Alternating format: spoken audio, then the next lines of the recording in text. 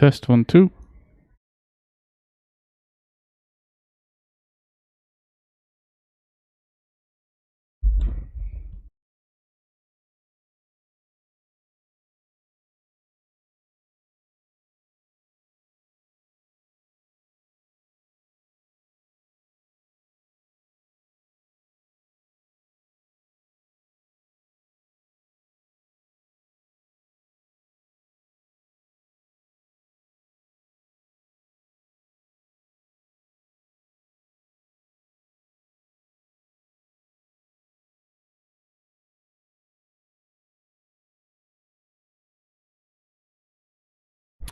All right. To start with, can I please have a sound test from you guys? Is everything? Can you hear me loud and clear at least?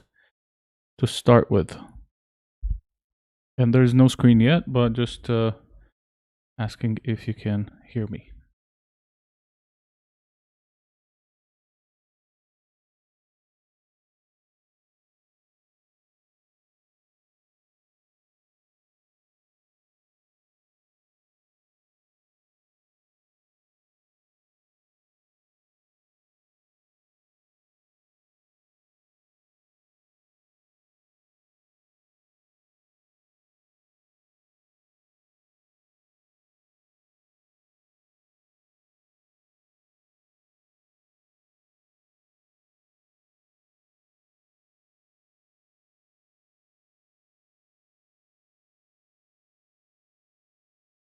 All right. Well, that's great. We will start in just a few minutes, and we'll be with you, sound um, and screen. So just giving some time for the people to come in, and then we will be ready to go with whatever we want to do today.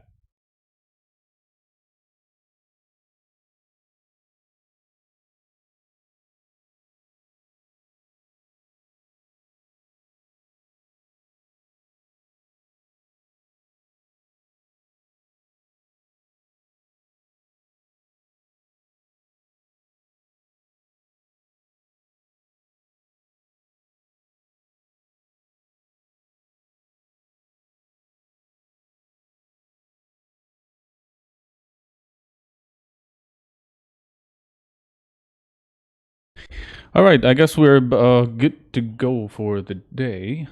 Just give me a couple more minutes and I'll be with you very shortly. If you have any questions from the start or the beginning, you can just also tap it in the comments and I will be right with you.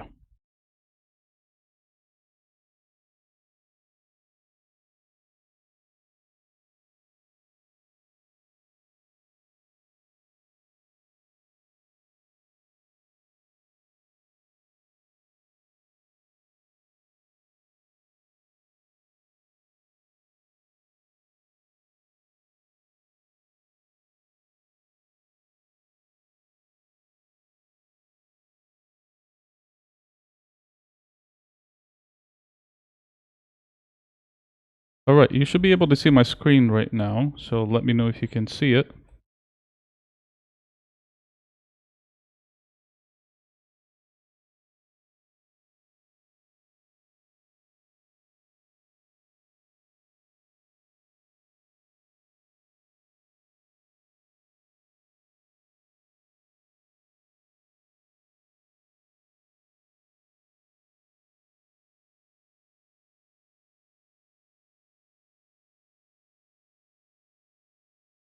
All right, so that'll be good. I guess also Facebook, they just logged in.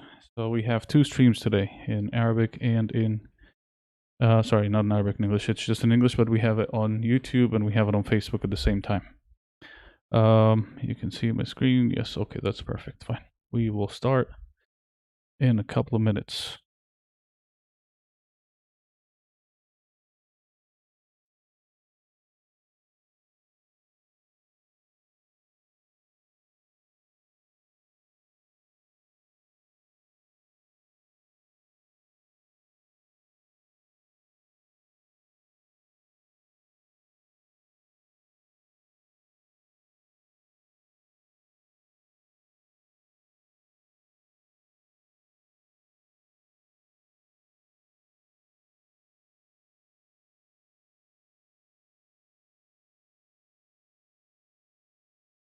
All right. Hello, everybody, and welcome to another live streaming session with FBS, and this time again in English for the second week in a row.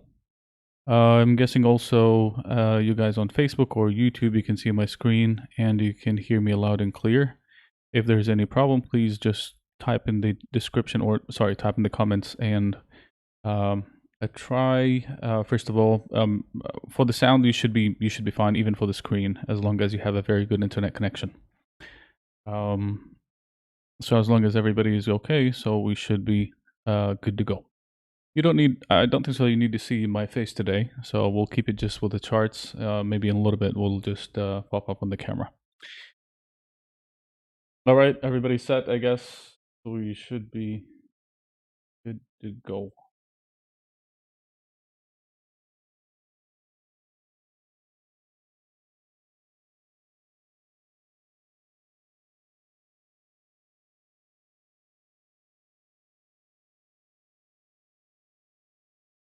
Okay, that'd be great. So let's start again with I don't know if you guys saw the English video that we published earlier this morning about the US dollar and the other asset classes that we were talking about. But to start with, this is the US dollar index, which basically that I'm watching currently. Last week we were hoping, or a few days before, we were hoping for the dollar index to actually continue with its or with this bullish pattern on the daily chart, which is an inverted head and shoulder pattern. It continued, it broke above its neckline, and it continued all the way up, and then this is what happened. Declined all the way back down, broke below multiple support areas. So right now, this pattern is no longer valid. So that's why we're seeing more and more declines in the US dollar, and it's likely to continue over the next few days. This is why any kind of retracement or any kind of upside retracement for the dollar is likely to be very limited.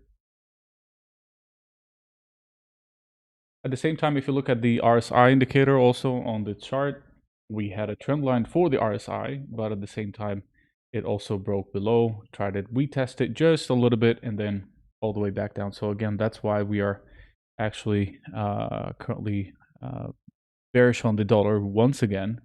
The dollar is likely to be or to continue to be weaker, considering the fact that the Federal Reserve policy is basically is going to stay the same over the next few months, or at least maybe until the end of the year, and it's the fastest QE program compared to any other in the world. So that's why the US dollar is likely to remain under pressure over the next few months from now. So as for today's session, we will see if we will have any kind of trades. Hopefully, yes. Last week trades were kind of successful. Some of them, not all of them actually. The euro, we had a very good trade. Also, gold had the best trade over the past few weeks, with shorting on every pop or on every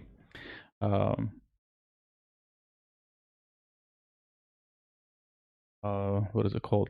Yeah, on every rally. So that's when it comes to the US dollar. That's why I'm still now negative. I mean, currently, even if we look at the retracement mode from the recent high and lows, the 50 is basically kept the dollar a little bit supported. Now we should be also very careful if we want to short the dollar here. I would be still I would like to see a little bit more of a pop before even shorting it once again.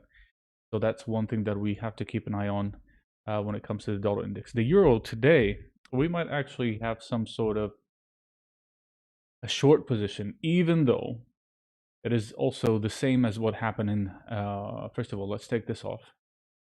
Start with, yeah. There was another head and shoulder, of course, for the euro, and the neckline. was broken, and at the same time we continued all the way down. We tested the 100-day moving average, but at the same time we popped all the way back up, and then now we're testing the 50-day moving average. So it is definitely inverted than the US dollar. Is the same, but at the same time the euro were successful or was successful with breaking that bearish direction, and now we're seeing more and more upside rather. But today also the same thing.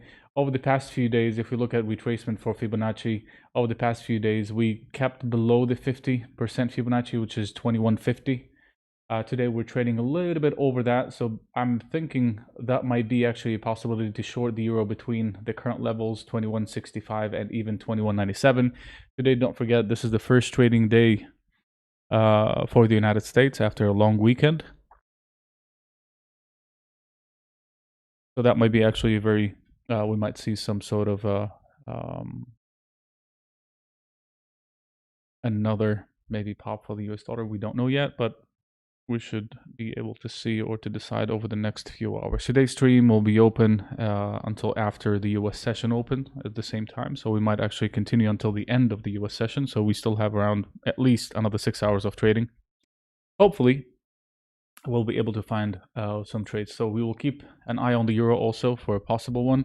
The British pound, there is right now is just 1.4 or 140 is just a matter of time, but I don't want to jump on it right now, like, and just buy it from here. Definitely not. It's been going up for 3 days in a row, so I would like to see at least another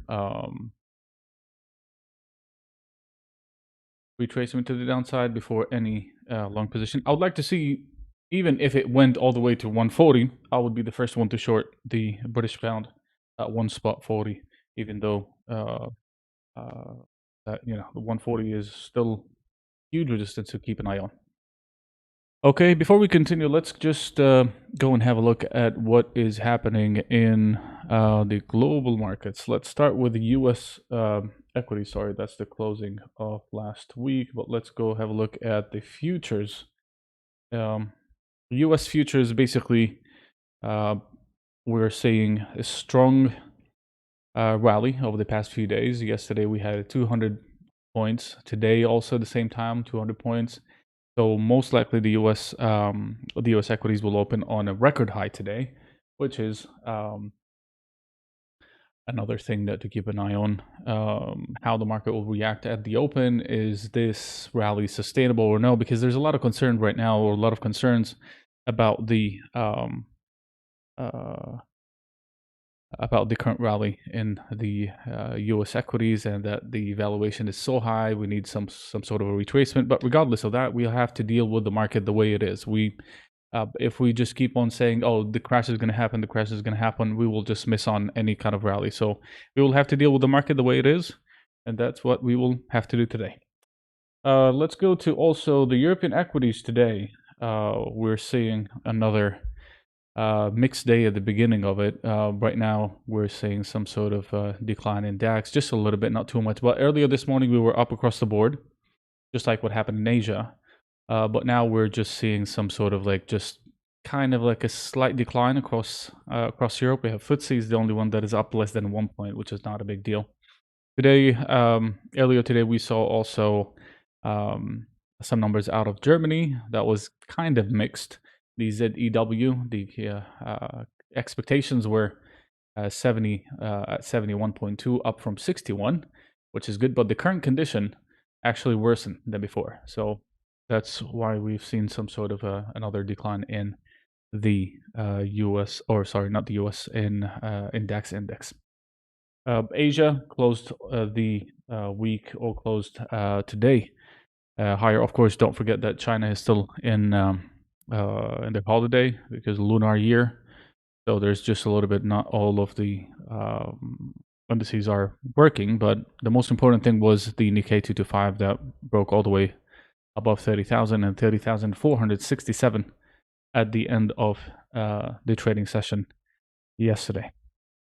One of the main things that I'll be looking for today also is metals. Gold, especially gold, and I'll tell you why.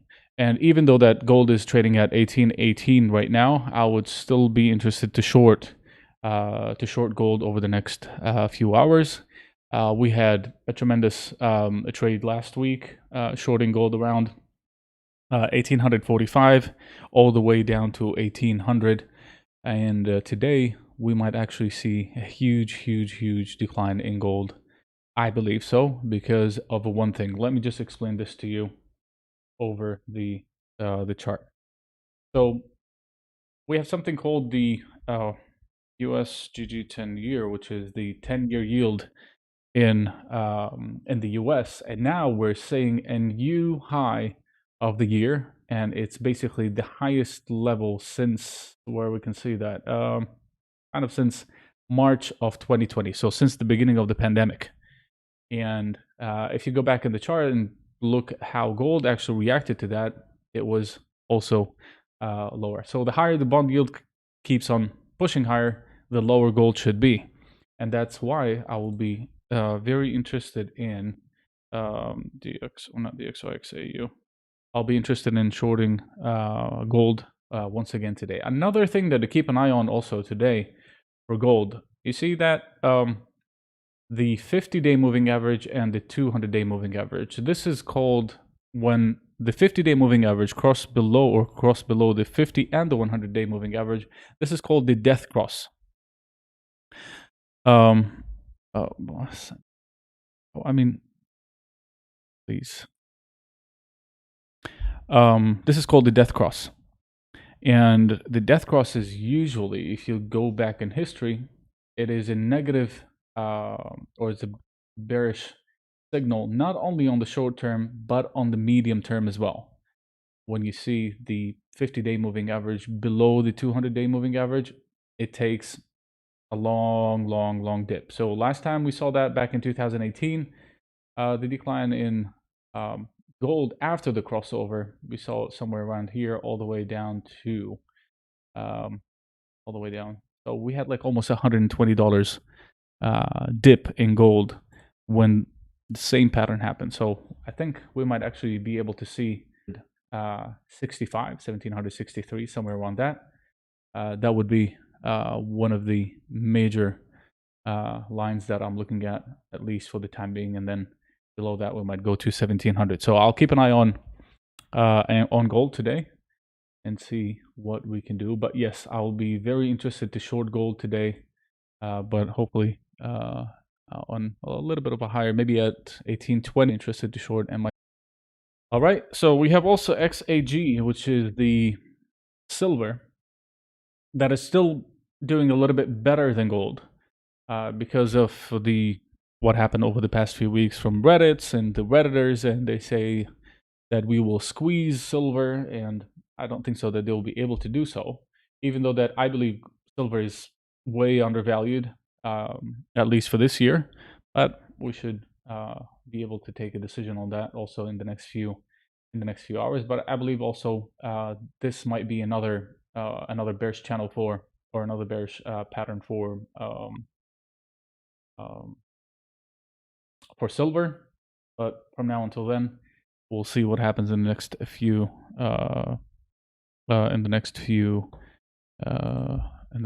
hours. All right, so that's another thing to keep an eye on. So we have another what is it? Where is it? Yeah, another thing that I'm gonna keep an eye on because it was very early last week, which is the Canadian dollar, and I'm gonna keep an eye on it also today. It's building. It is not complete yet, but it's building an inverted head and shoulder pattern again.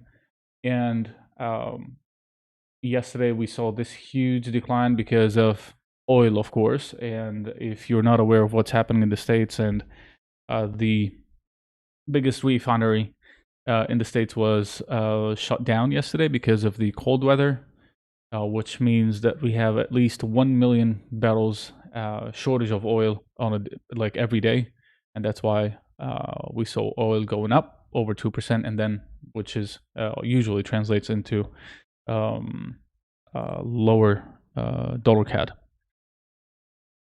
All right.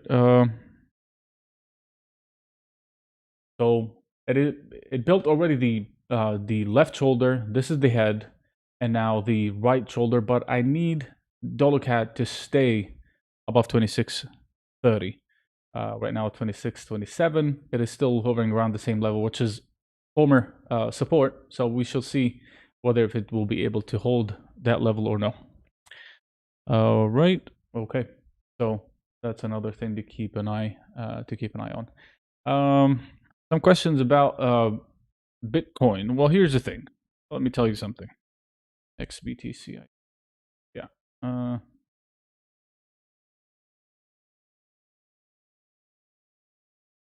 Here's the thing. From what I know, at least from a technical point of view, a 55,000 is still in view. It is still possible. Okay. But if you're asking me, oh, would you actually buy Bitcoin at these levels? Definitely no. Definitely no.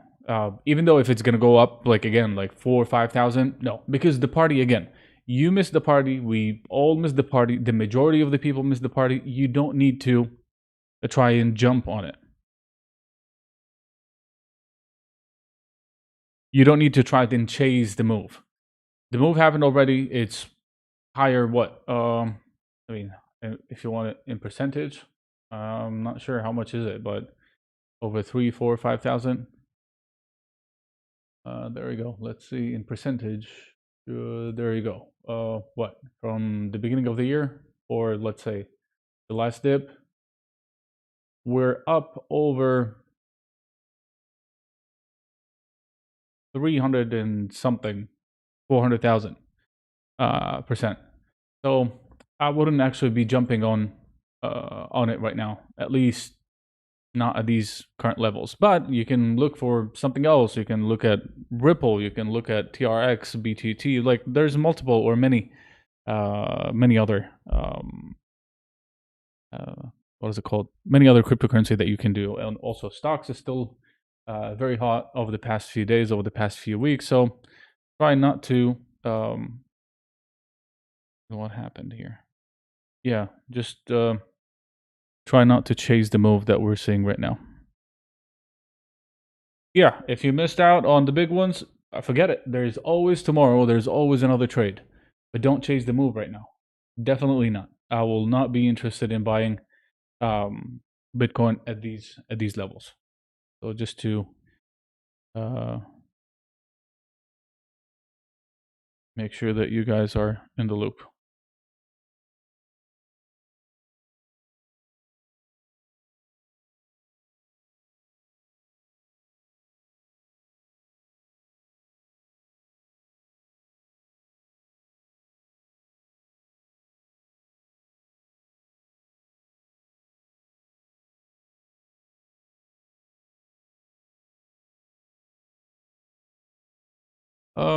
Okay, let's open just see. All right, here's the camera. That's me. Um, at the lower part of the screen. So seeing like some I can recommend some prop trading firms actually, to be honest. And even like crypto, I'm not that experienced in crypto. So about the ADA or Cardano, I'm not really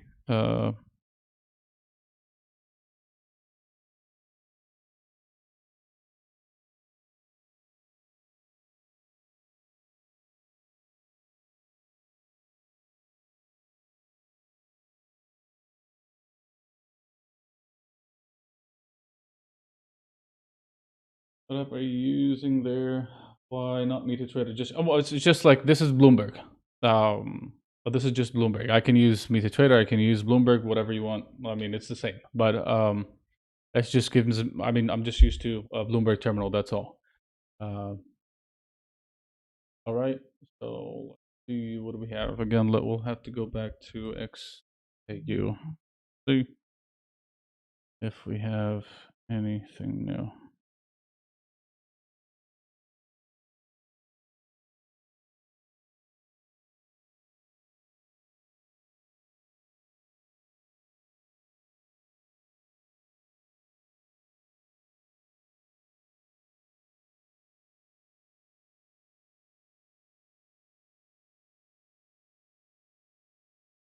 Okay, what do you think about the? I have no idea actually. No idea about them. Polycad, inverted head and shoulder. Yes, that's the one that we were talking about just a minute ago. Oh, what did I do? Yeah, well, this is a little bit not comfy.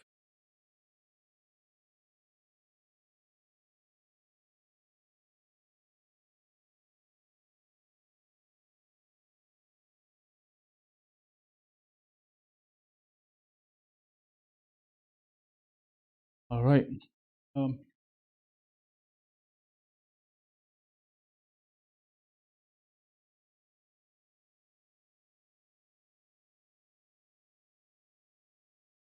yeah, that's the again. As for dollar CAD, that's the one that I'm actually keeping an eye on.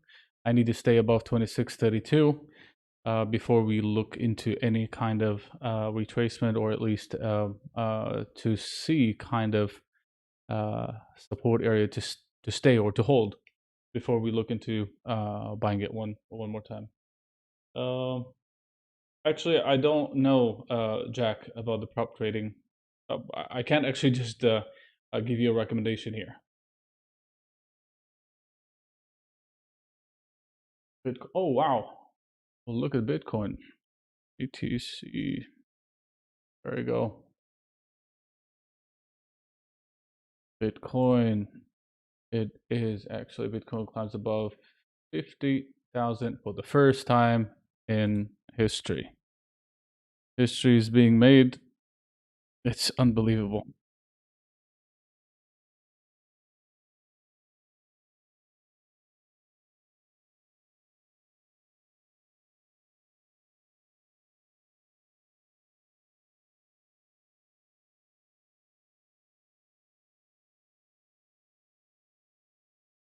Yeah.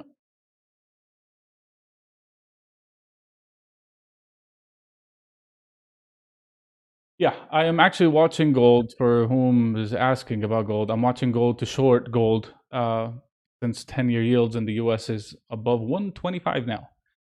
Um, so yeah, that one thing I'm keeping an eye on, at least for the day.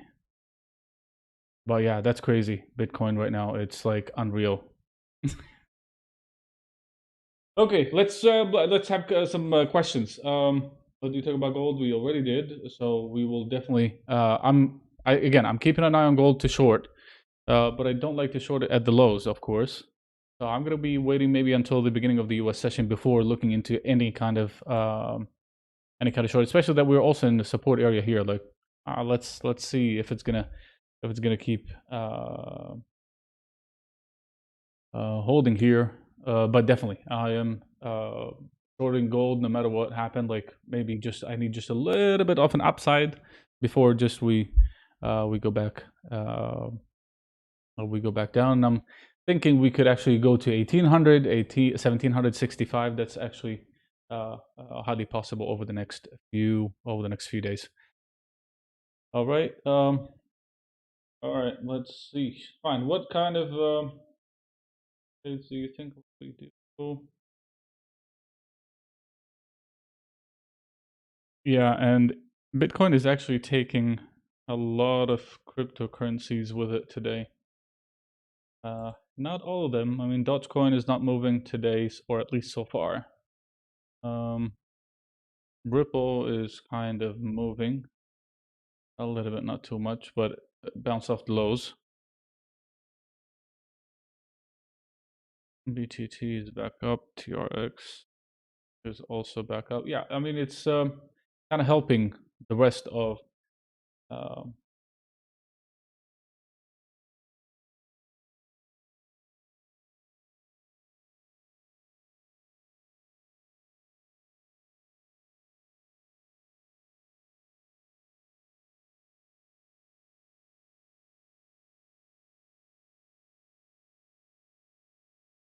okay, let's have a look. What else can we do? Um, yeah, I just don't want to miss gold, but 10-year yields again, 124. Kiwi New Zealand dollar also is showing some sort of weakness. Yeah, I mean, it looks like there is, I mean, there's some sort of a bounce in the US dollar index at the beginning of, before the beginning of the session or the US session. So we should keep our grounds. Okay, let's have a look at some crosses.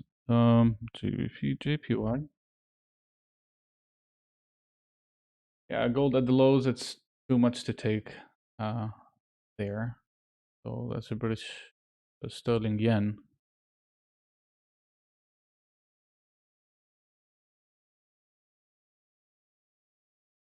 Keeps pushing, but it's overextended.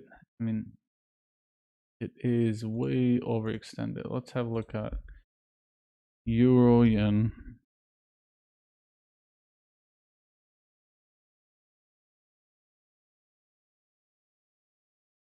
If you ask a question I didn't answer it, please just type it again. I have a friend who wants to start trading with $10. What's your advice? I mean, $10 is very low, but you can still do that with micro lots. That's definitely not an issue. We did go through the euro, given that most of my investments are in USD. Just quick perspective on this. Sorry, I'm putting so many questions. Thank you for your help. Again, the US dollar during this year at least, I mean, each and every bounce the US dollar tries to go back or tries to recover, it is just a temporary one. Even though for the past few, I mean, last week, have a look at this trend line that basically started during the pandemic or in March, all the way down. It broke the trend just shy, yes, like a few days ago, but at the same time, it couldn't just hold. It just couldn't hold that level. So, which shows you how weak the U.S. dollar is, and it's likely to continue because one more time, the Federal Reserve uh, policy or the Federal Reserve current QE is the biggest, the fastest in the world compared to other central banks. So that's why it will definitely keep the dollar under pressure. It tried to break up again, like few days ago. It failed to do so, and now we're just again trying to test the one or test 90. In the next few days, I would like to see if we will be able to hold that 90. Maybe I'm not sure if it's going to be able to because again, 10-year yields is up 124 now. Gold is 1815. So it's going to be an interesting day to see how the market's going to react at the beginning of the session today, which is after still like for what is it? Yeah.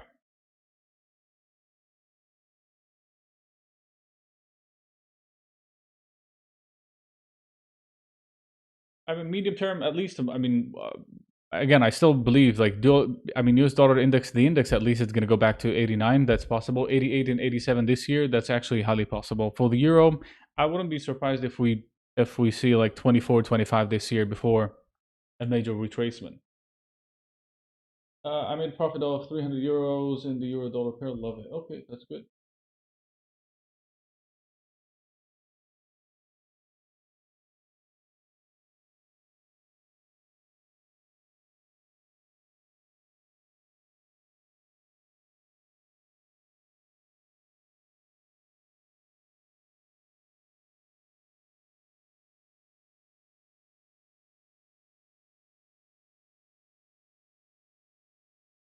Yeah, that's crazy. Bitcoin now is 50,140. Went all the way 50,540s.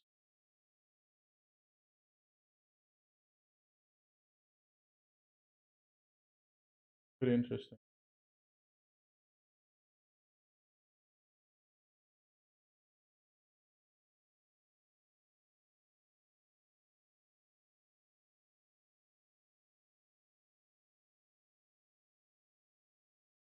Gold, I can't actually short here. I'm just going to be waiting for a little bit of a retracement at least. Just, I mean, maybe 1820. I'll be interested to short there.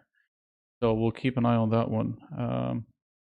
Also, the euro between British pound is the same thing. So it's kind of like a tricky day today, especially that the US is coming back from a long weekend. So we should be able to see. Okay, any more questions? Crude oil recently also, at least for the time being, crude oil is Brent is down by 0.3, at least for so far, but West Texas is still higher, 59.74.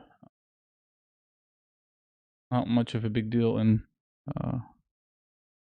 so far. If we look at the also major currencies in general, the US dollar today is still like down across the board. Swiss, Canadian, US dollar index is all again lower across the board, while we have the euro, British pound, Japanese yen, the only currency that is actually lower against the dollar today. Anyway, let's go back.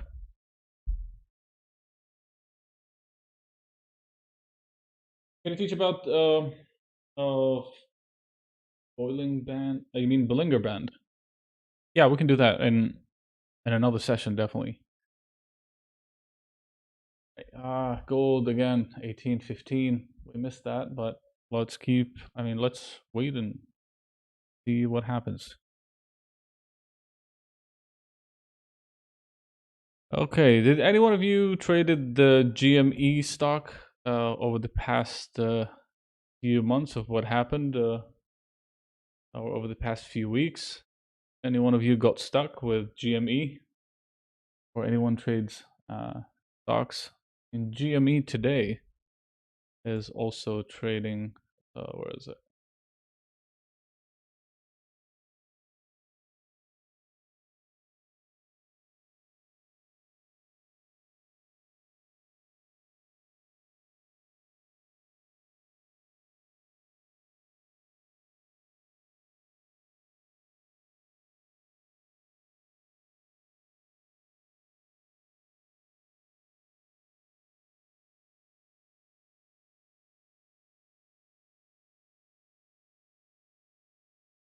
Oh,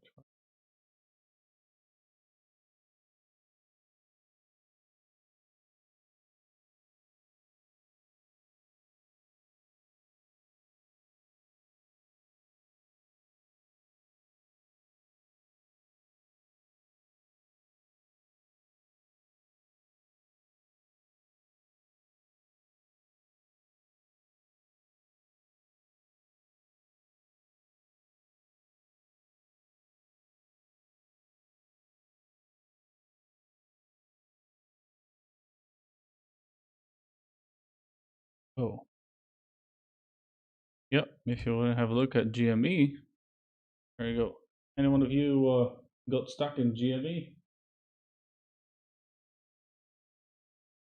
Is gold going to retest 1810? I believe so. 1810 and 1800.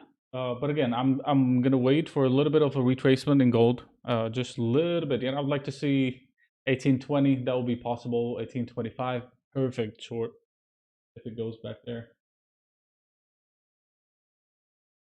These aren't today.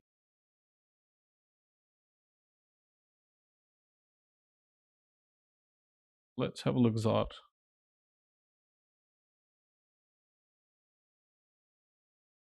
So Bitcoin down $1,000,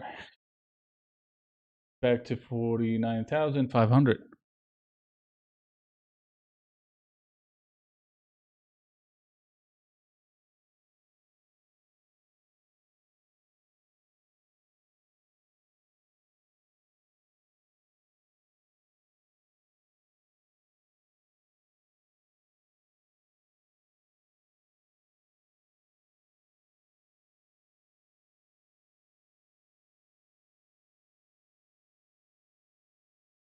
Yeah, have a look of what happened. I mean, about the czar, I would still. I mean, I just don't like the fact that it went below that. But if I'm buying the czar or dollar czar, top should be at the low of the day, tops maximum.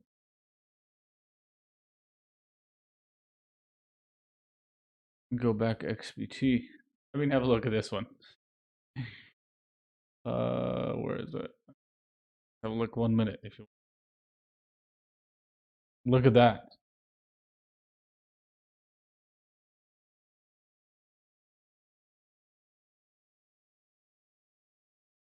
It's just crazy. Like go up like $1,000 in over $1,000. It went up all the way like $1,500 first, and then or 2,000, and then another 1,000 down. It's just too much to handle, I guess. Um,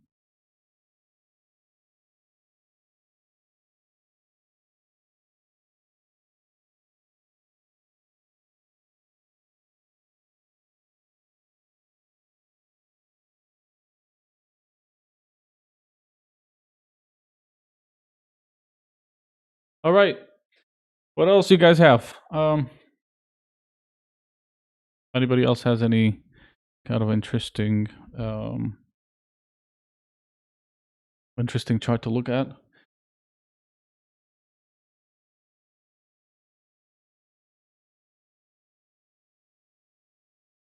No, we're not buying gold if it touches 1820. I'm actually going to start shorting gold if it touches 1820 again. Shorting means like selling gold, not buying.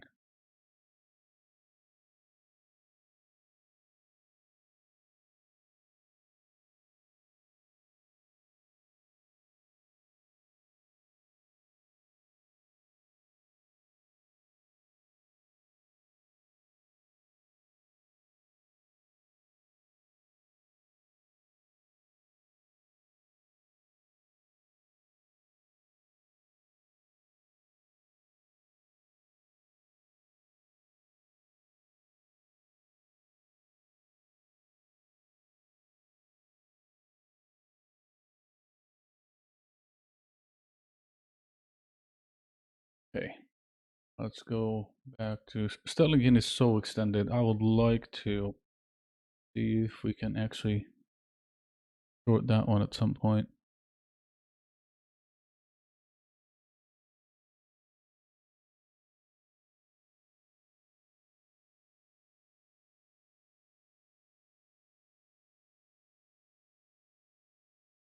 It is definitely for short better than, because again, also have a look at the RSI.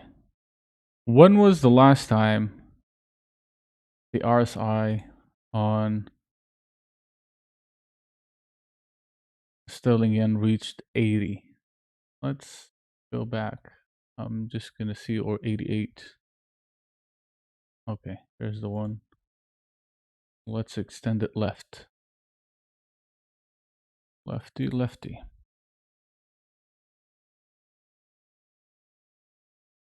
Yeah, the last time we saw that it was December 2019, which was the top of that year. That's number one. We saw that one more time at where, let's just see.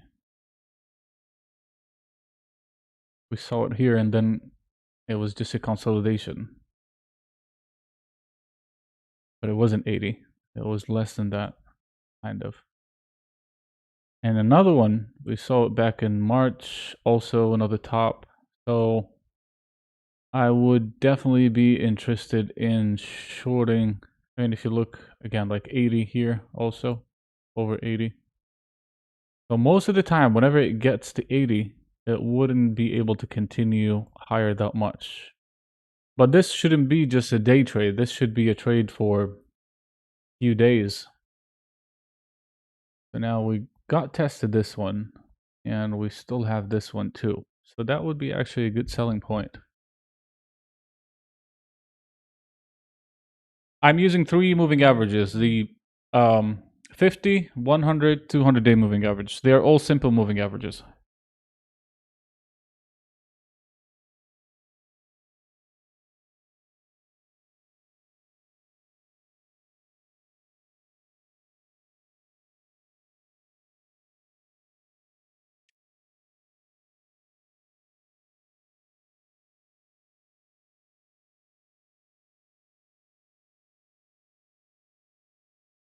Yeah, holding maybe over a month. It's almost the same as the British pound, by the way, which is this is what's actually pushing sterling yen higher. But sterling yen still has more room to go. But sterling yen, no, not that much. Let's have a look at the weekly first.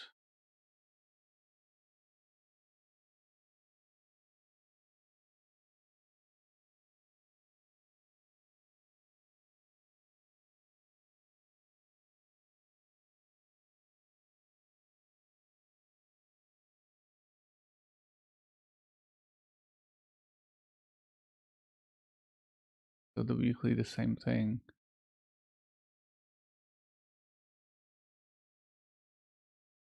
That's switch count.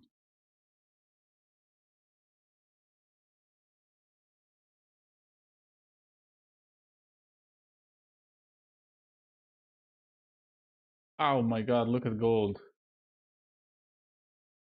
Just snapped lower again.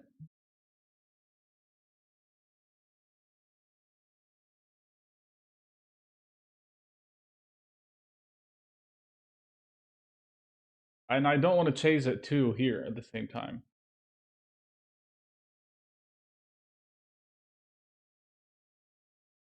Also, Dow is kind of like trimming some.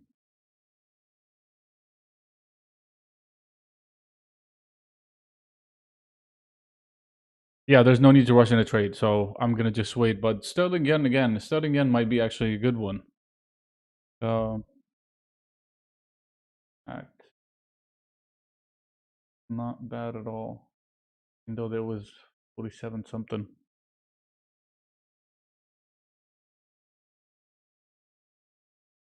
Well, GME is showing also some life.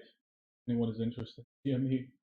Okay. Let's go back to why.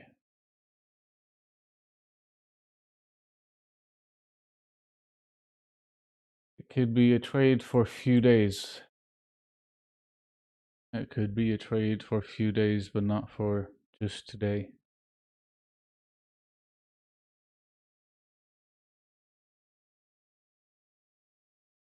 Anyway, there's no need to rush. We have a lot to do during the day. Okay, let's go to New Zealand, Canadian. Okay, to the CAD.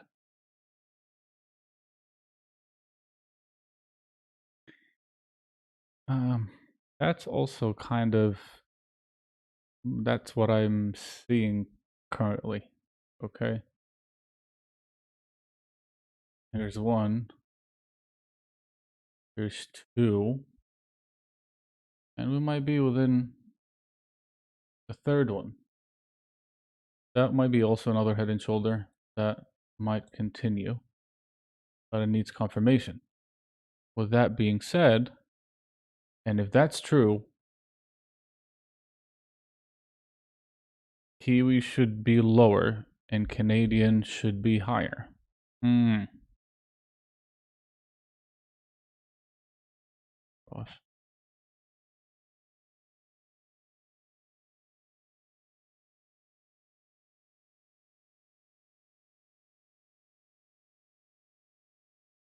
Yeah, the definitely it's on YouTube. It will be. I mean, the recording uh, goes to YouTube directly.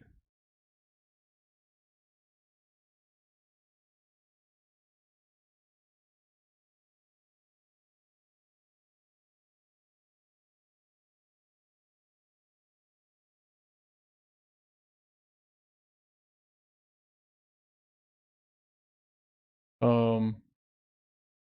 Oh.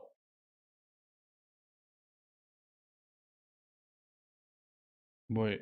Actually, I have one, two. I have 8 monitors. But you don't need 8 monitors. But I mean, because I do use this computer for multiple things, not only trading. So, but yeah, I mean, mainly trading.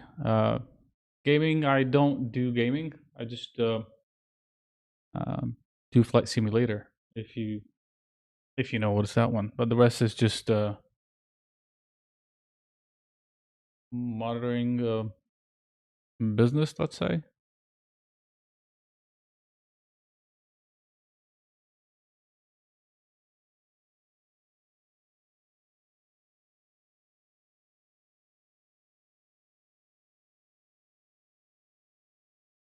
Okay, I'll take that off.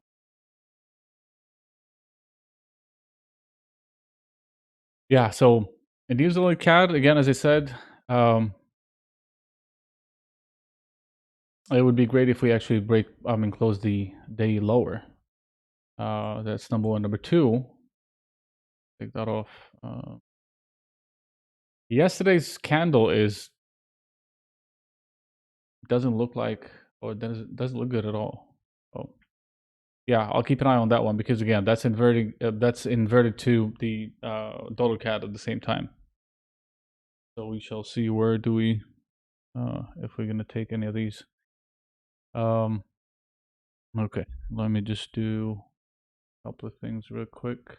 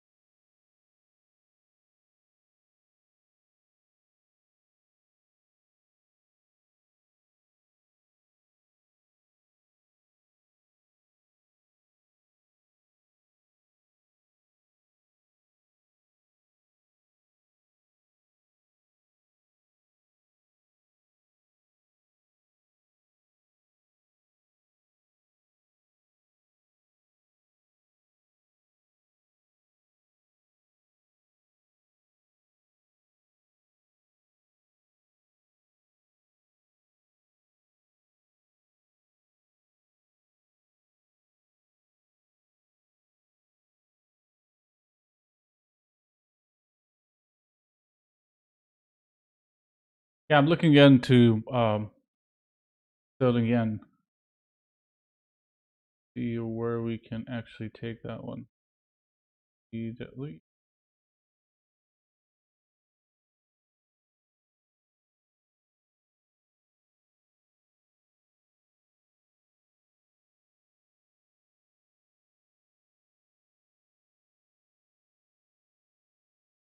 Let's see. All right, what else? I'll let you know about the sterling yen if we're gonna take it or no. But again, like we missed gold, and I don't want to change it. Uh, yeah, British pound. I'll be interested to buy it again soon. The 140.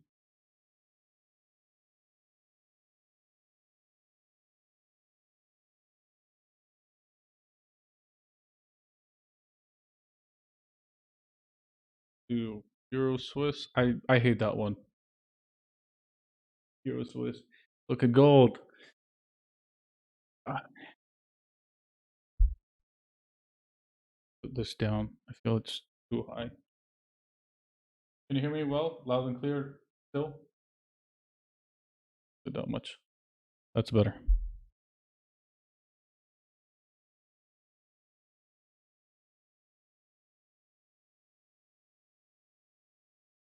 Euro Swiss. I mean, I don't see a pattern here, to be honest.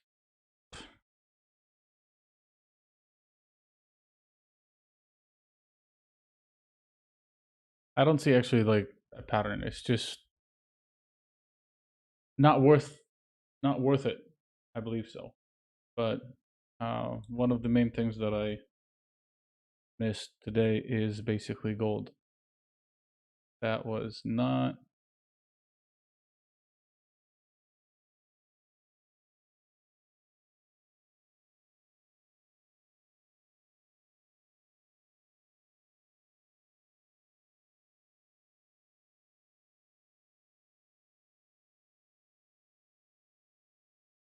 Here's the euro.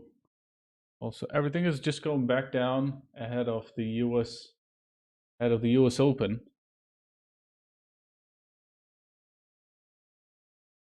I'm not saying like to buy it here. Definitely no, because I still believe the British pound is going to go to 140 before any major correction.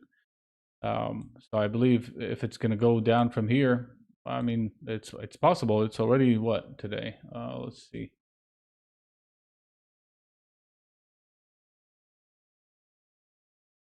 Let's see. Because I mean, look at it.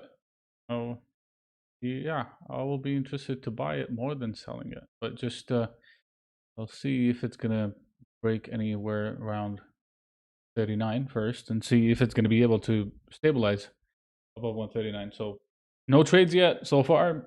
I'm out. Nothing.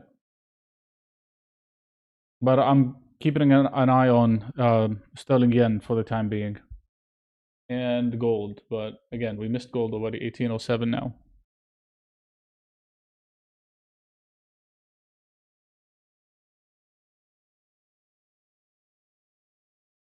Dollar yen, good time to buy? No, because it's almost at the high of the. Look at that.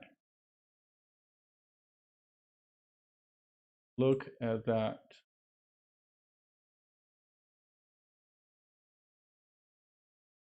I can't believe this that gold did that to us now. For real. We missed it. 108.06. And I don't like to chase no matter what.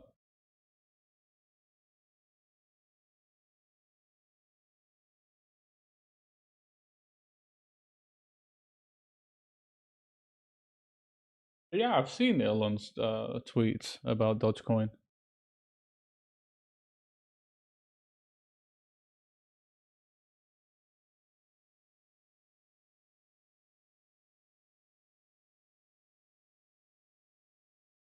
Yeah, I agree. MHB 138.80, 138.90, good level to buy again. Yes, I would. I agree with that.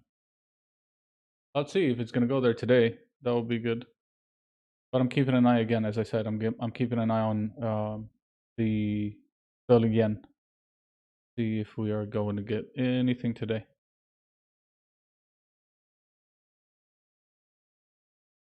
But anyway, I mean, today should be interesting, regardless. So even if we didn't take any trades so far, we can still take possibly during the U.S. session. We still have like an hour and a half until the U.S. session open, and we will continue until probably until the end of the U.S. session, unless if there is no movement.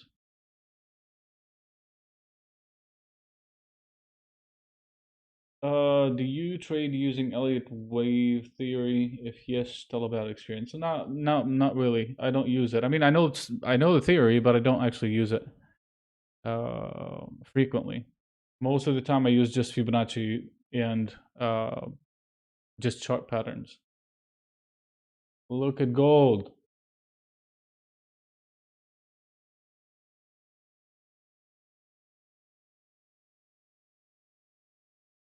Yeah, that's kind of pissed me off now.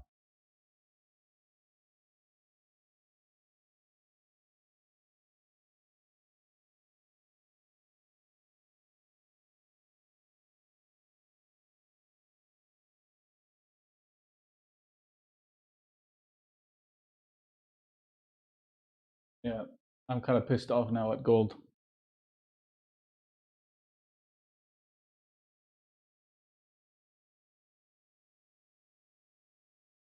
It would have been a great quick $10. Anyway,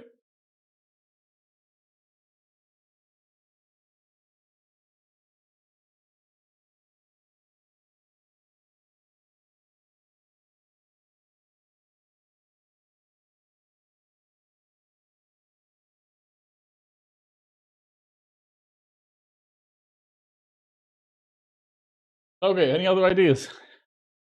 Since we're not taking anything yet. Dollar CAD also back. Gonna do anything.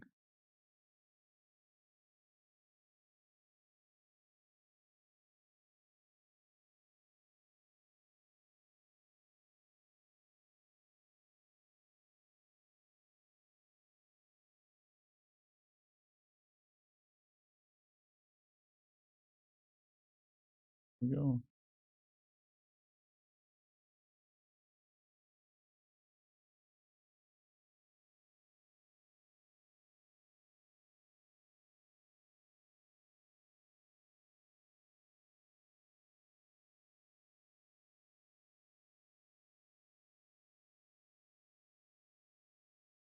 Well, it depends how you're gonna do you want to look at the data. So let's have a look. I wouldn't say better. I'll tell you why. Let's go down and see the data. So today from Germany, the expectations is higher. Yes, 71.2, much better than expected. Is I guess it's the highest since the pandemic, whatever. But this is expectations, expectations. But if you look at the, unfortunately, if you look at the current situation index, which is minus 67.2, down from minus 66.4, so that's even worse. For the expectations, it is still the same. That's number one. Number two, all the GDP numbers are unfortunately minus. So that's another thing. But yeah. And the New Zealand dollar has nothing to do with the data from Europe, by the way.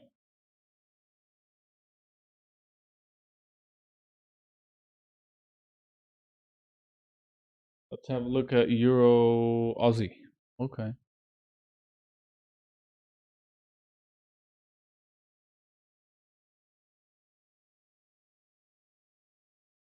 Oh, sorry.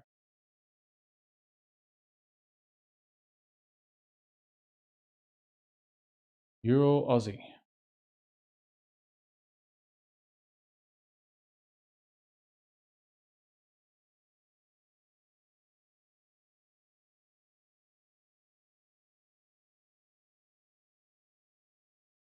Oh, that's like VIX index. That is definitely like a VIX index.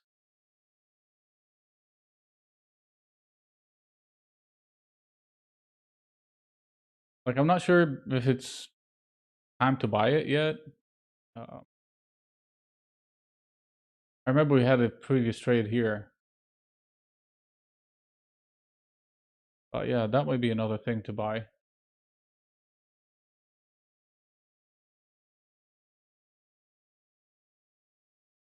Even though it's trending heavily lower, but it's showing some sort of like signs of life.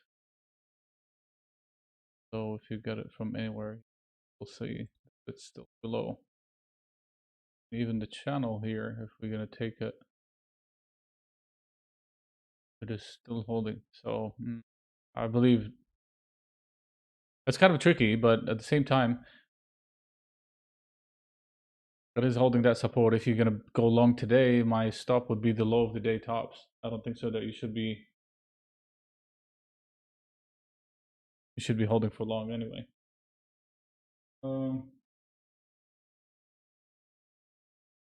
Why British pound reversing? I mean, again, like British pound is extended.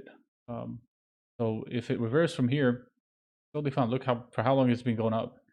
But again, 39, 38, 80, somewhere around that.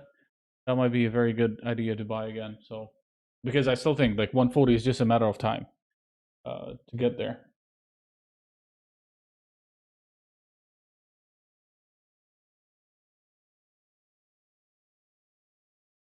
All right. Nothing much from the U.S. today. We just have like the Empire State Manufacturing Index, which is going to be announced in 25 or 20 minutes. We shall see there. Estimates. I mean, let's see. Eco today manufacturing. Empire Manufacturing Index survey is double. So we're talking about somewhere around here, but we're talking about this is the next level. But the impact before it was higher. So let's see. I don't know. Maybe it might be a catalyst for today. But I guess tomorrow is the main. Tomorrow and the day after. I mean, starting tomorrow, Wednesday, Thursday, and Friday, they're the most important because there's a lot of data about PPI. We have the manufacturing and services PMIs. In addition to that, we have the retail sales, which is the most important across that or across these data. Let's go back to yeah, gold back up to 1810 a little bit. So nothing so far really. I'm just watching. I haven't taken anything. Gold, we missed it. That was the perfect signal actually, but we couldn't take it. it was too uh, early or maybe too late. Okay, what I wanted to do, I wanted to do something, but I forgot what is it.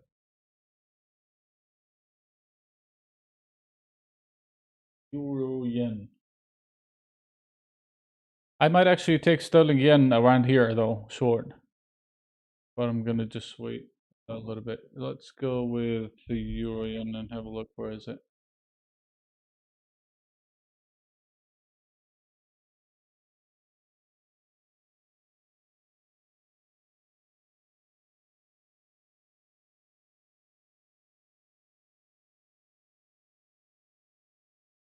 Ah, what is it?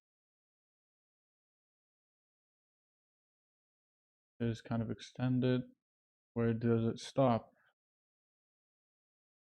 Oh, we cleared another two.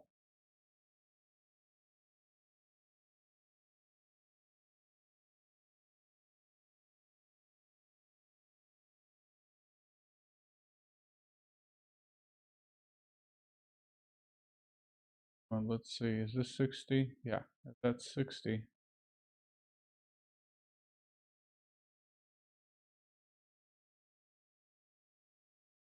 Where that might. Oh, sorry.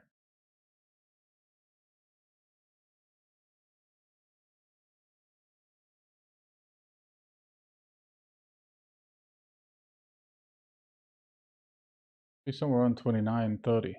Like another, maybe another 100.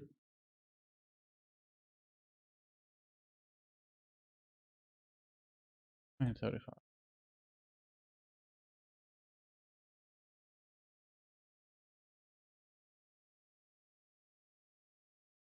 I'll be right back, guys. Just a second.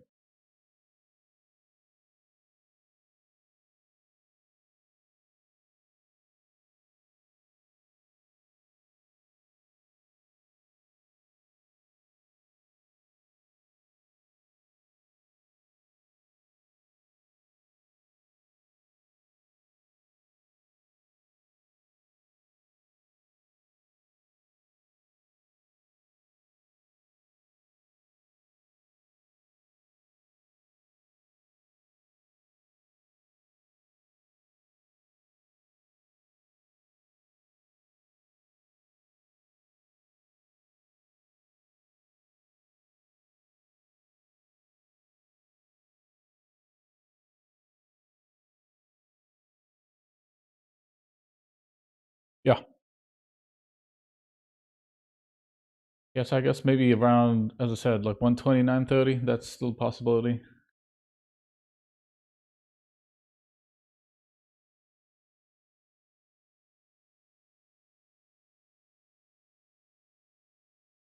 Hey. Um, my last question, will the data from the US, which will be released later today, have any effect on the market? It's definitely possible.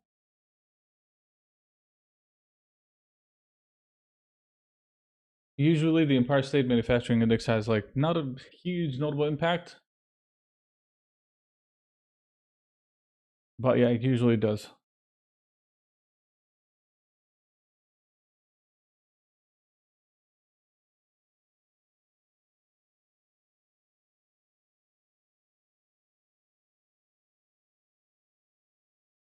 Gold back up again.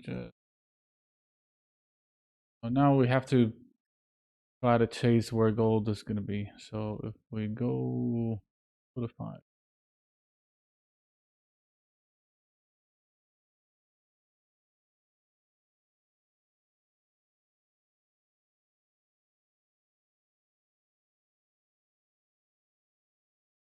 Okay, let's see. So that's the day, or that's the move of the whole day. Okay, and that's the low.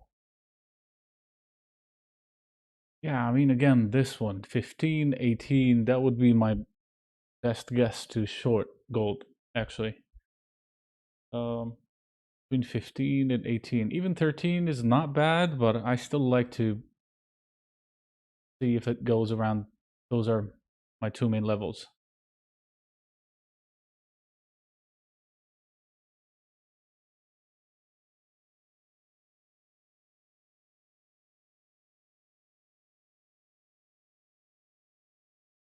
So, oops.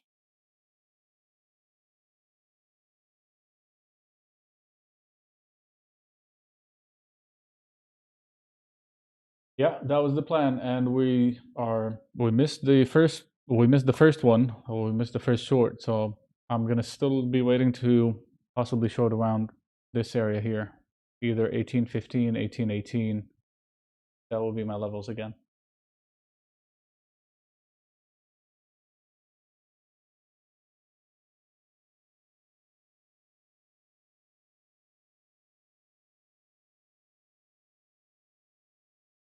So let's see if it's gonna go there. Um, yeah, that's for the time being.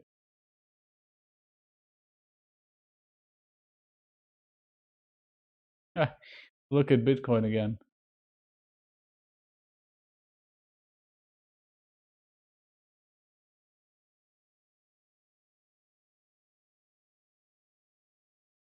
It's crazy the way it is. Okay.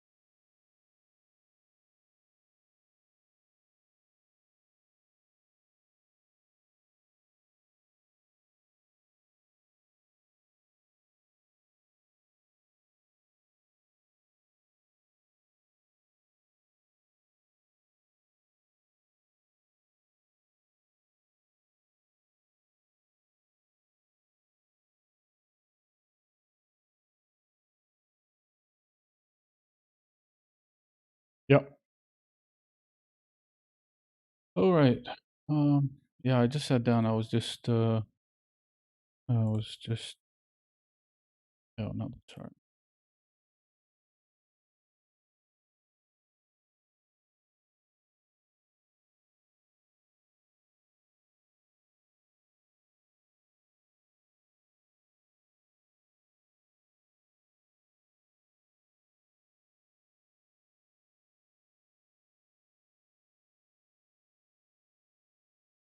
Yeah, I've looked at dollar CAD again.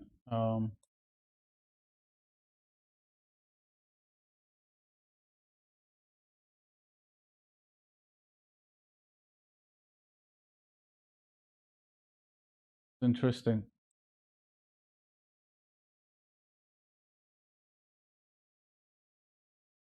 Even though dollar index is not doing that much.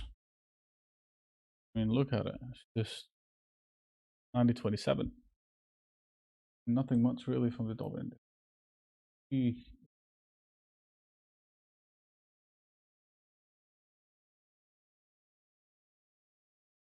That might be another few days trade. Sterling yen still also no entry yet. So we'll have to wait and see.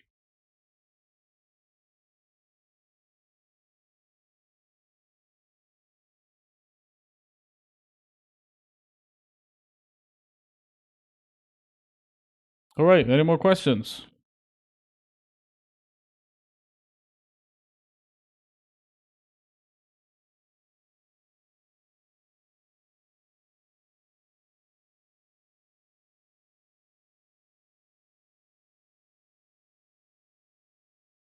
As I said, we're here also until the end of the US session, possibly.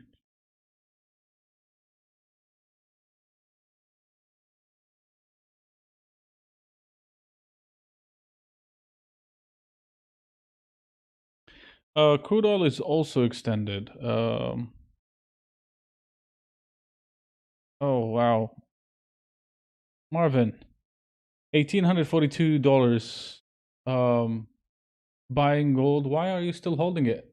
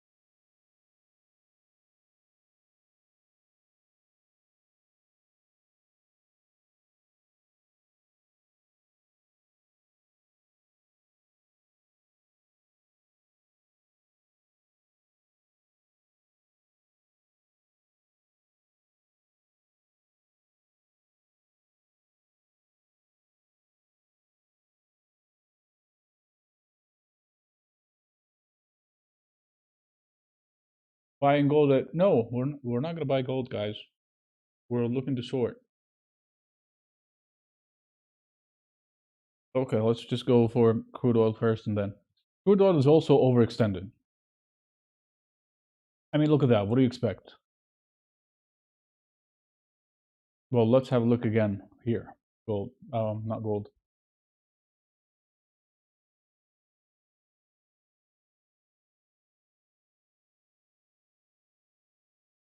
When was the last time RSI for 14 days on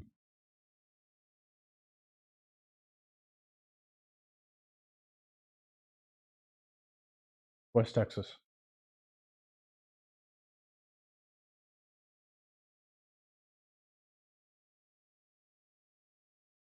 Oh, we haven't seen that before, actually. Whoa.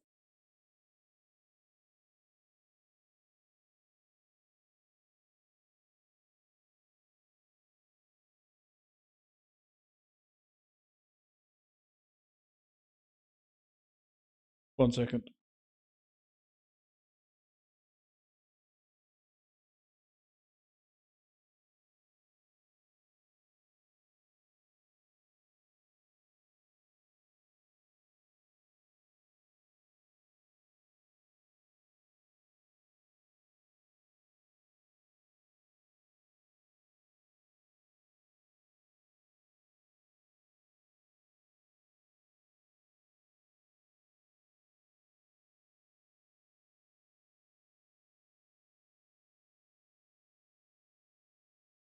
Why the market is crazy?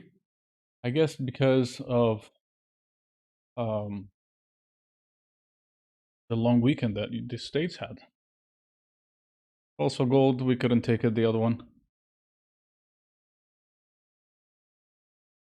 Yeah, I'm just gonna wait on gold. I'm not gonna just rush into a trade just for the sake of it.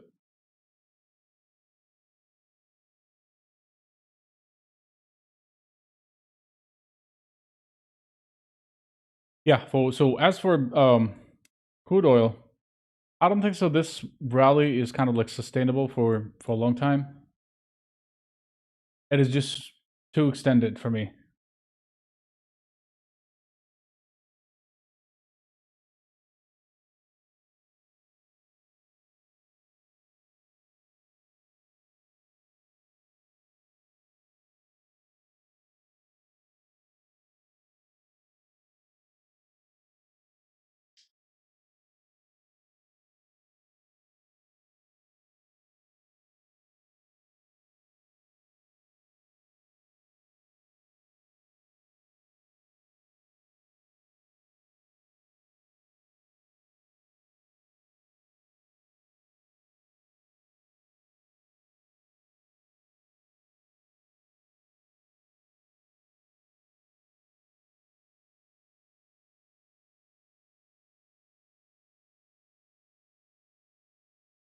We're trading everything we can trade, but right now I don't have anything really. Like, I didn't enter anything so far.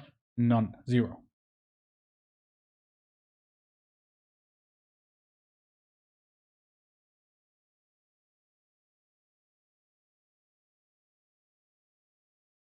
I'm watching sterling yen for a possible short.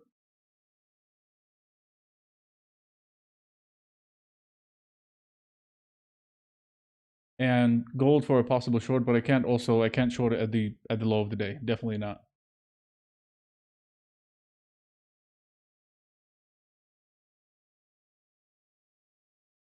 Yeah, British pound is about testing that level too.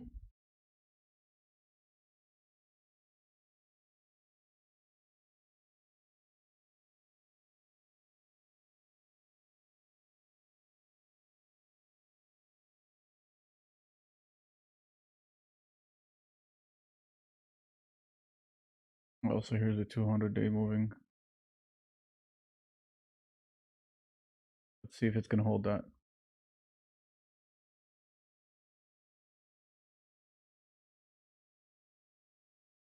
Okay, the numbers from the States is just about like 5 minutes away. So let's see if this is gonna add anything to the markets first, and then we'll decide on the British pound and pound yen at the same time.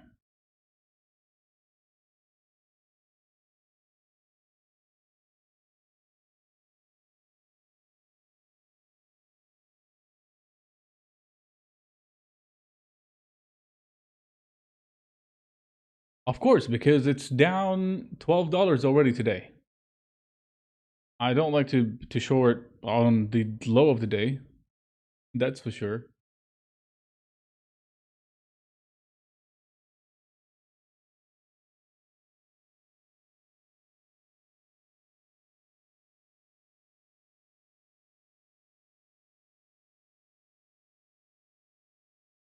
Confluence is basically, I mean, look at this one. Why the euro also today? Um, Confluence when you have like multiple levels at the same time. So here today for the euro, between the 2150 and the 50-day moving average, that's confluence here. So it comes right with it. Like you have two levels. First resistance 2150 because it's a psychological resistance. That's number one. You have the 50-day moving average and 50% retracement from the recent decline. So you don't need like to you don't need a tool to find the confluence levels.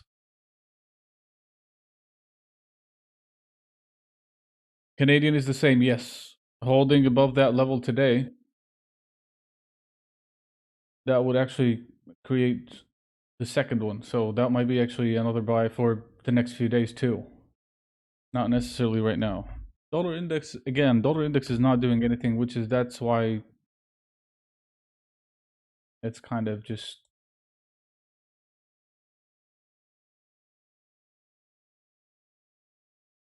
even with the move that we saw, dollar index is not moving that much, which means the whole where is the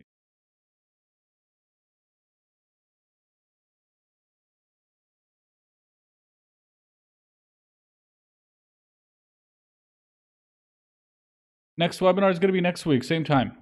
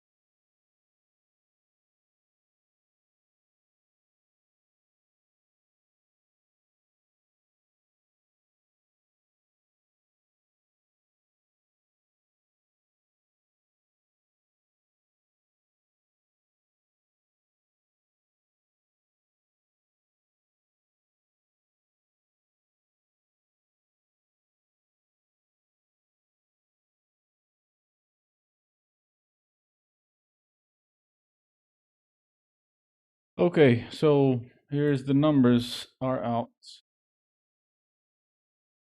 Manufacturing's at 12.1. That's actually even better for the dollar today.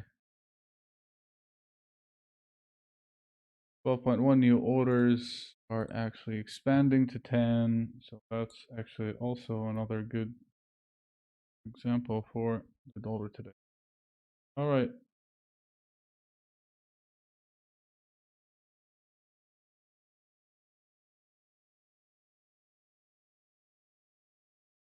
Okay. Two.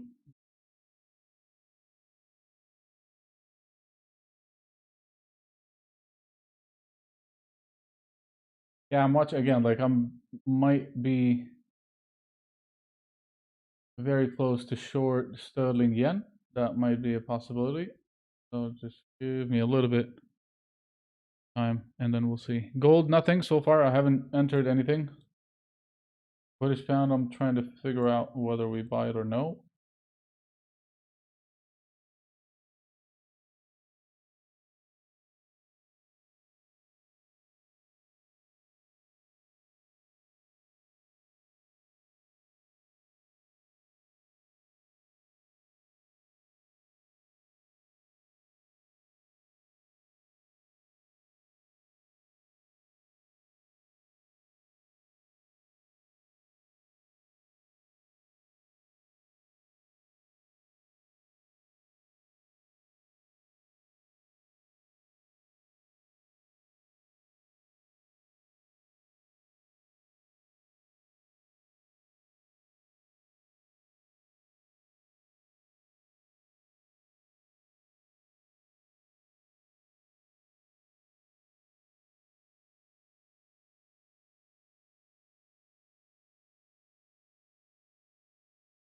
I just don't get caught with the move.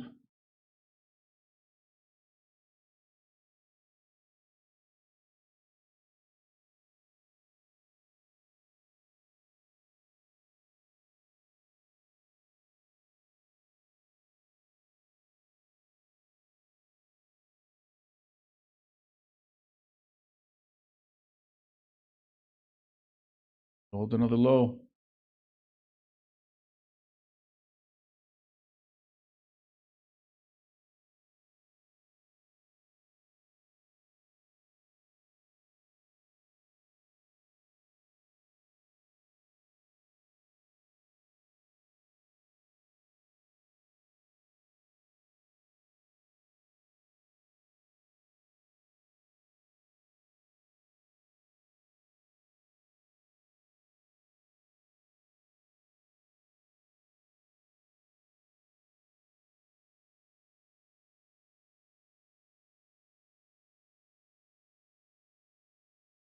Okay, any other ideas? Oh, dollar just went up all the way to the trash.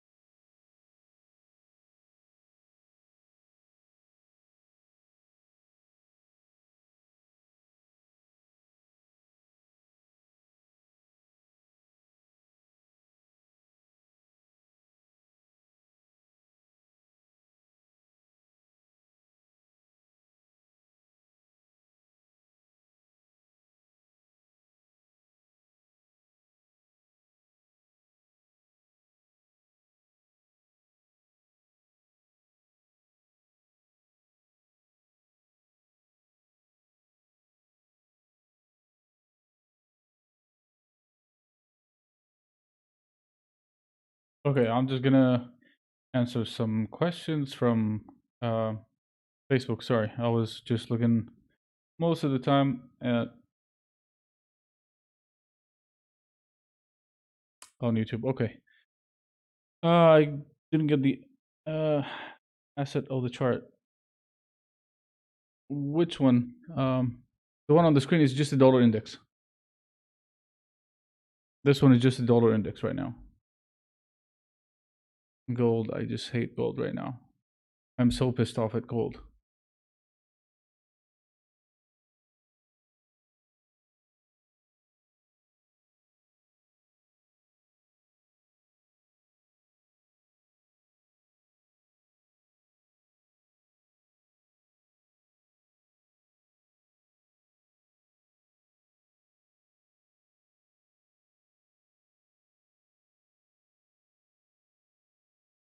When trading on pairs, what's the best time frame to set the chart? 5, 15, 30. No, but it's all of them actually. You need to always look for, first of all, you always look for the daily chart to see the general outlook, and then you just go from daily to all the way down. I believe like the 15 minutes is more than enough.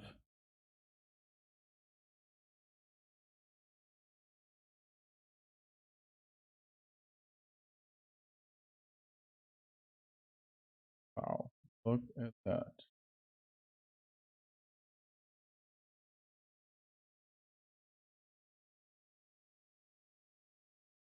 Yeah, I know gold. Again, like I'm pissed off at gold the most because when we started talking about gold, it was 18, and there we go. We missed that one big time.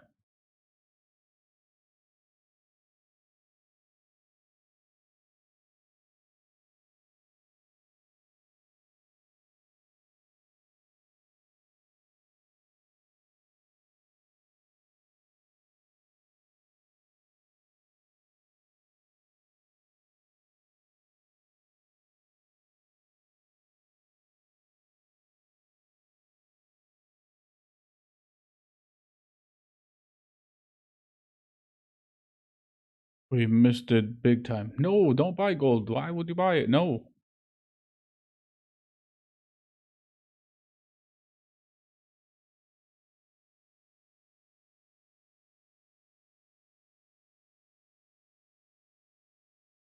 We missed it big time. Big time. But anyway, I mean, it is what it is. We'll have to wait and see at the beginning of the US session. Right now, futures US trimming some gains just a little bit.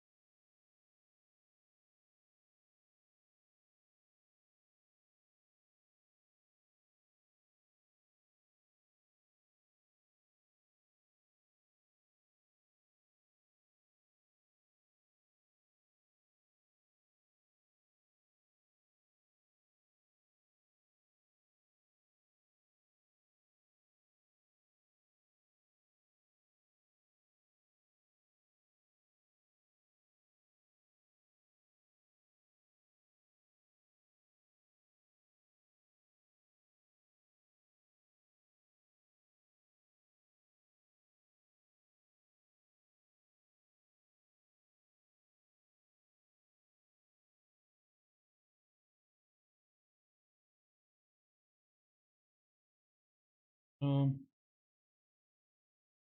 I cut my trade too early. I was expected to that gold retest 1820 again.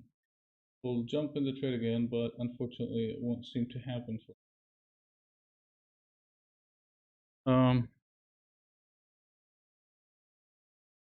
new trading. Please guide me to let me know how to start trading. Okay. I mean, first of all, you need to read a lot about the ones that we have on the website um, before anything else. 38.90. Actually, that might be one. Yeah, British pound. Let's go back to it.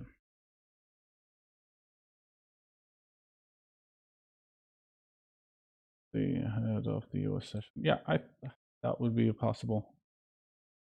Let's go for 15 first for the British pound. Yeah.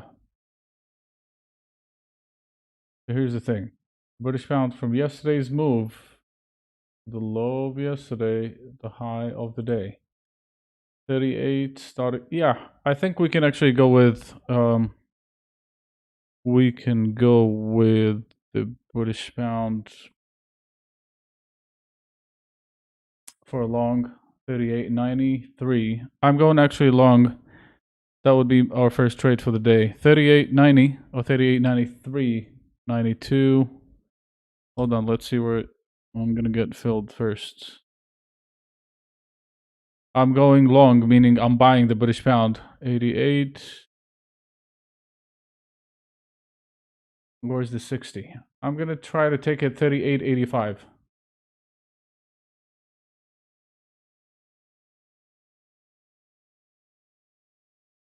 Or whatever, 88. There you go. I got it at 87. And I'm going to post it on the screen so you guys can see it. Active signals. Long or buy GBP USD 1.3787. That's the first buy. And at the same time, You don't need to go all in. A small size first, and then we can size in later. Euro yen sell now? Of course not. Why would you actually like sell something at the low of the day? Gold testing support at 1800 after a small retracement up to 186. Okay. Yeah, but right now we are actually um I'm currently long. Sorry. I'm currently long British pound 38.87. So that would be the first trade for the day.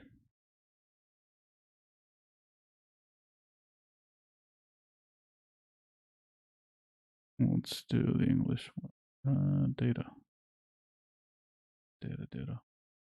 English.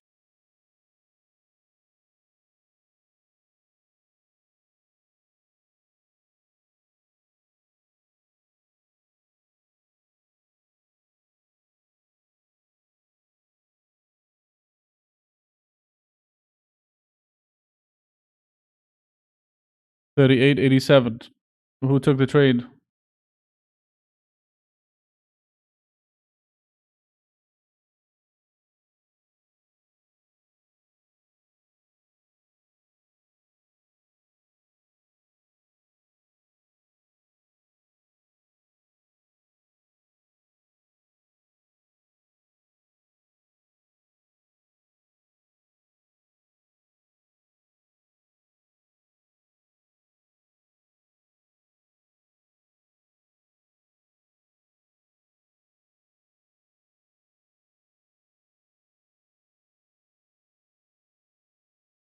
Okay. Um, our stop loss still. I mean, again, because I might actually add if it goes all the way back down to 38.75 something, but my stop definitely will be yesterday's low, which is 38.43. I mean, 38.40. That would be my stop for the day. Not more than that. Gold below 1800. I'm sorry, guys. I mean, we couldn't take that one, but that was supposed to be the best trade ever, but we missed it. Yeah, GBP USD, correct. So that would be my first trade. 38.87.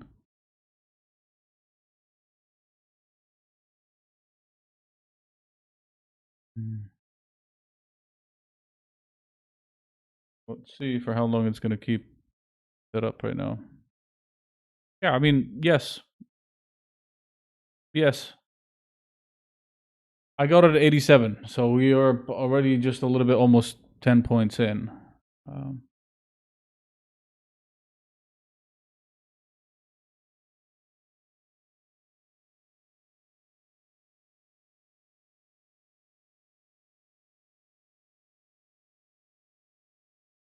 yeah, so that's a good reaction. I like that. I like the reaction that we saw on the British pound right now. That's actually a good reaction. I mean, it's just a little bit, not that big deal, but it's a good reaction still. I'm gonna put the British pound box instead of the dollar index. 38.87. That's my first entry. If it goes down to 75, I'm gonna add one more. If it goes down to 75, I'm not using any indicators. I'm using RSI, which is 14 days, Fibonacci, and three moving averages, which is 50, 100, and 200-day moving average.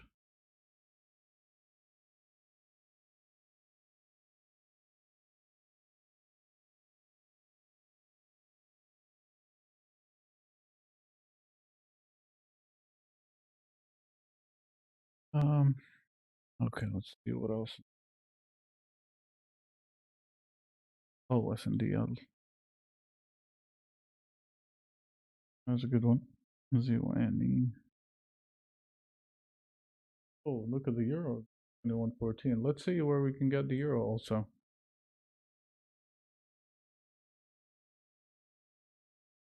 Oh, yeah, I mean, when somebody said like, "Oh, let's sell euro here," I mean, the move already happened. Why would you actually sell it at the low of the day? So, as for take profit, I mean, we'll see where we can get. But at least I will be looking for 39.30 at least.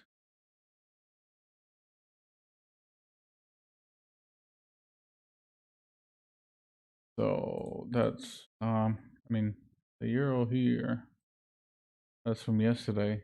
If we're gonna take the rest all the way back, we should actually see some sort of reaction on the euro here. Otherwise, it's gonna keep on going.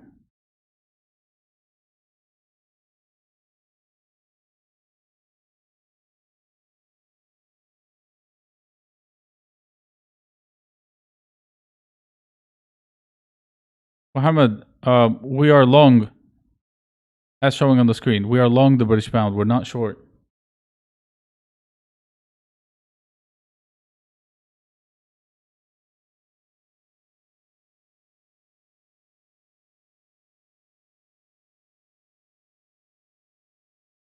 Okay, the most important thing, don't take big sizes, small sizes only.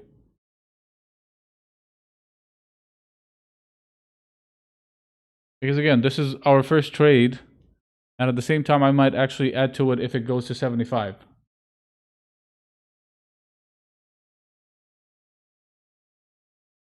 Yeah, the euro is kind of also, again, it's also extended here.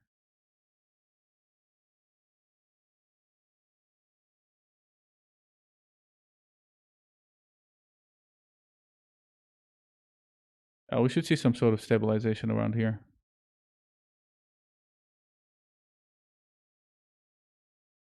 Yeah, that should be fine. 0.01, good.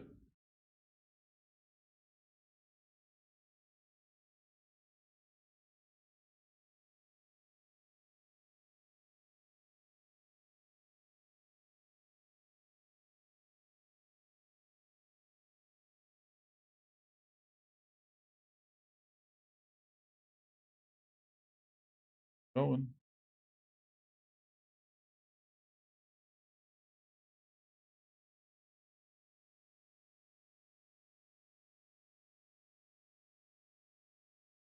Gold's moving, 1800.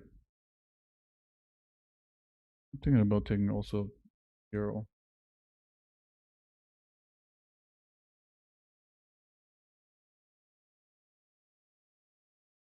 Okay.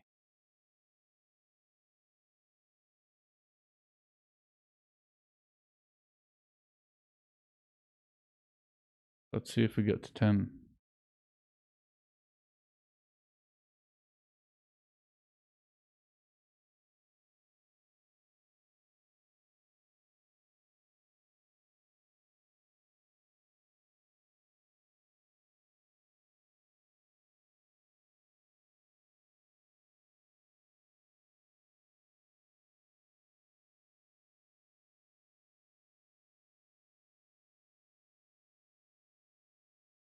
Oh, what? That's how.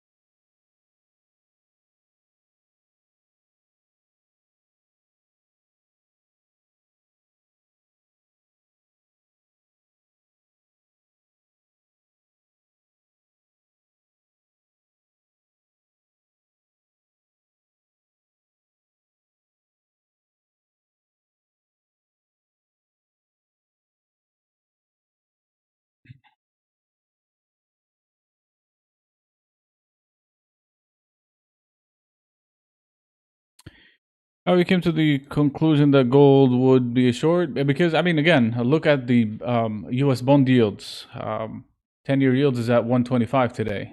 That doesn't help gold at all. And we missed the shorts. That's, I mean, a little bit. Yeah, long means buy, sell means short. or short means sell.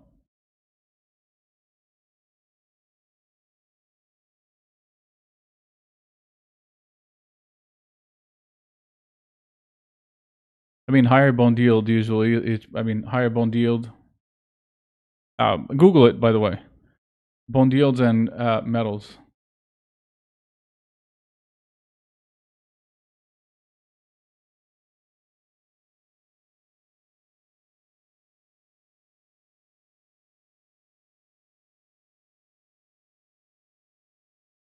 Let's look at, what is it? Euro yen. Here's euro yen.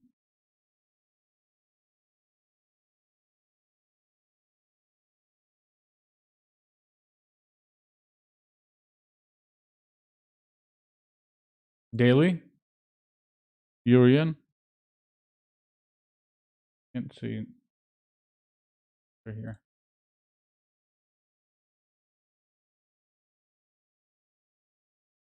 Head and shoulder. I can't see head and shoulder here on the euro yen. Unless if you're looking for, 30. Okay. There we go. Let's see.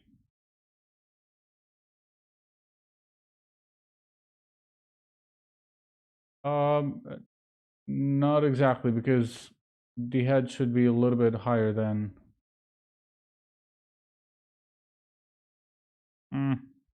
50-50, I would say. But the head should be higher than the shoulders, not underneath.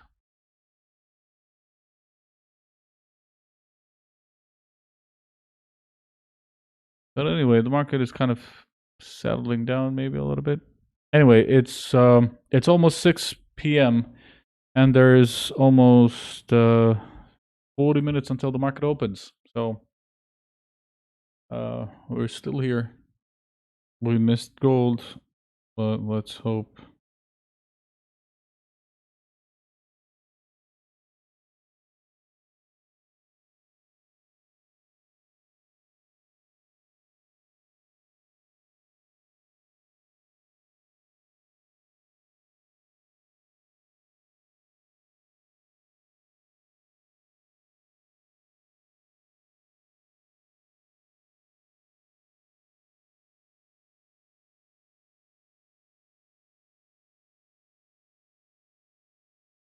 What's that, MHB?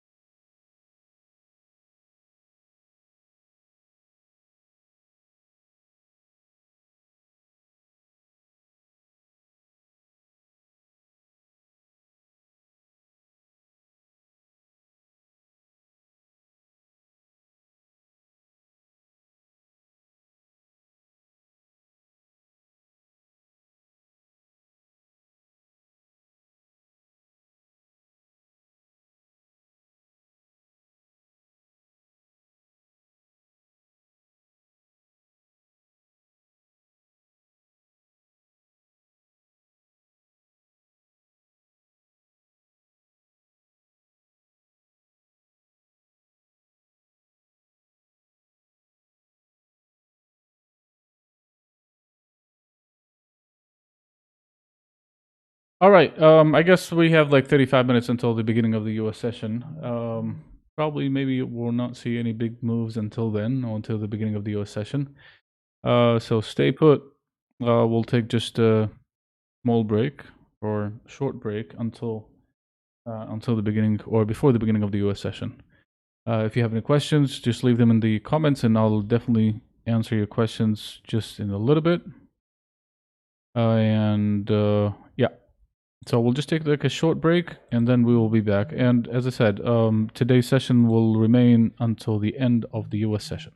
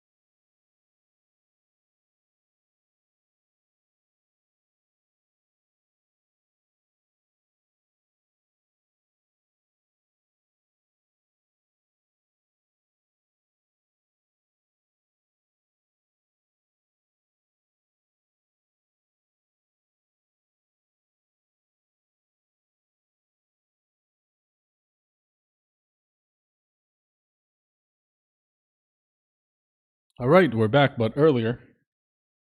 Um,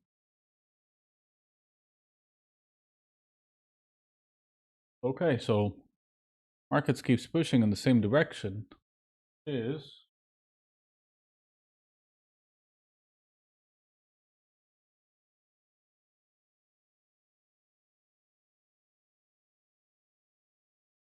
but anyway, I mean our entry is not bad at all. Still around the same entry, 87. Now it's 38, 81.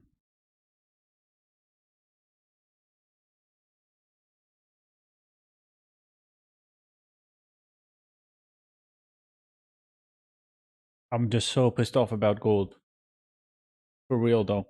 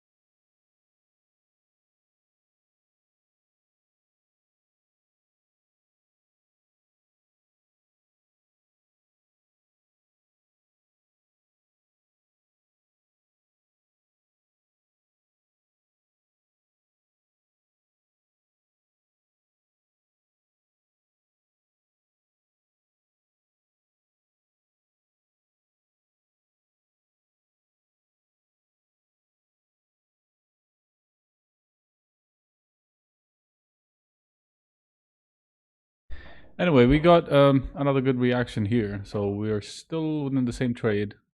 Back to 38 and 91. And gold, again, I'm not going to be shorting gold at the end, I mean, at the low of the day. If it gives me 1810, I would be interested one more time. But before that, I don't think it's wise actually to short gold at these levels. So be careful. Don't rush into any trade. Let's wait and see what happens with the British pound. Again, our entry of the British pound is still fairly good.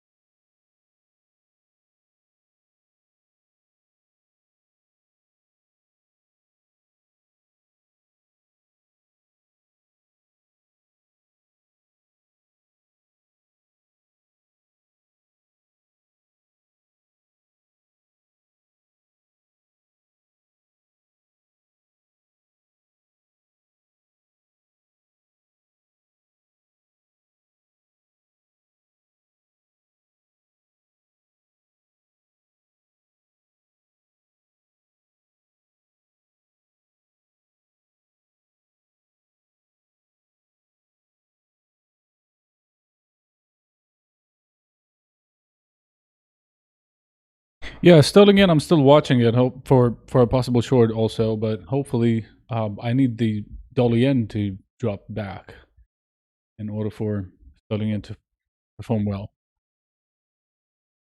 So let's see. And gold again, I'm just gonna wait until the beginning of the US session in 15 minutes. We'll see what happens there.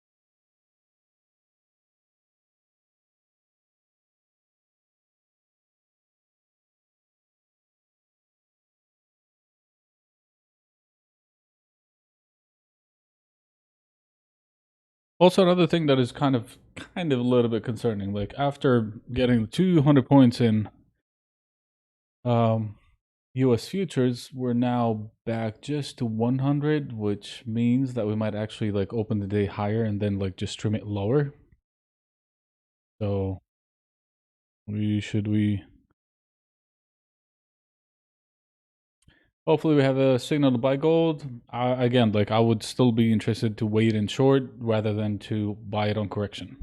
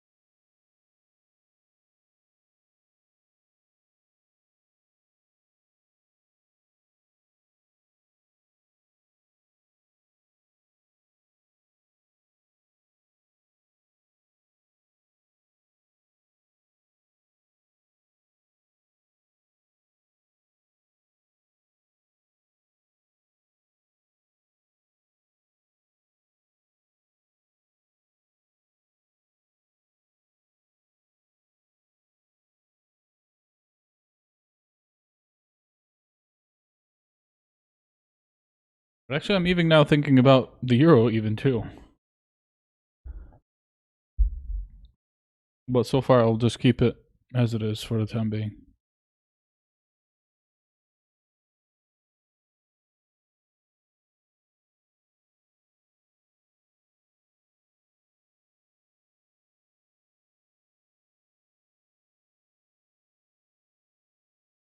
Anyway, 12 minutes until the market opens, and then we'll see what we do.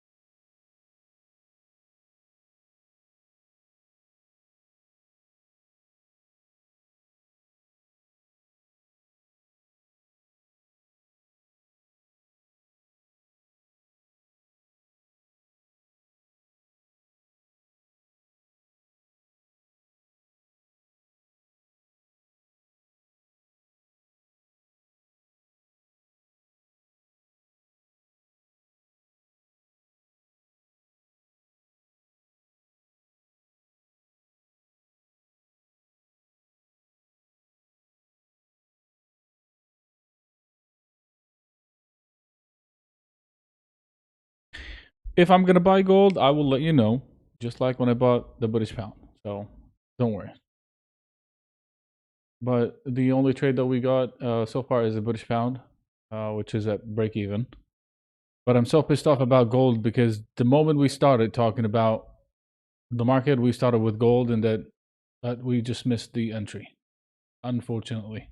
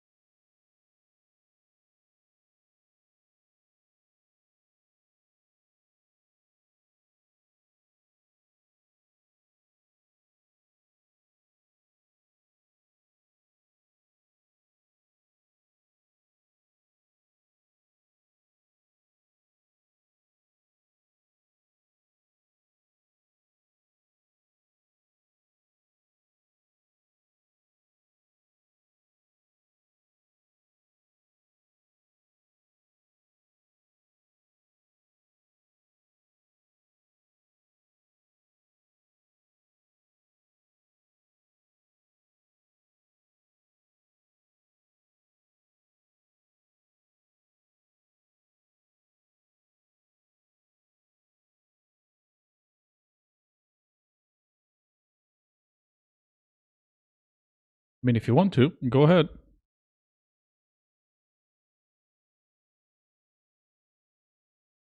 Yeah, again, like I would rather wait for a retracement in gold to short again rather than just to buy on a retracement. I would love to wait.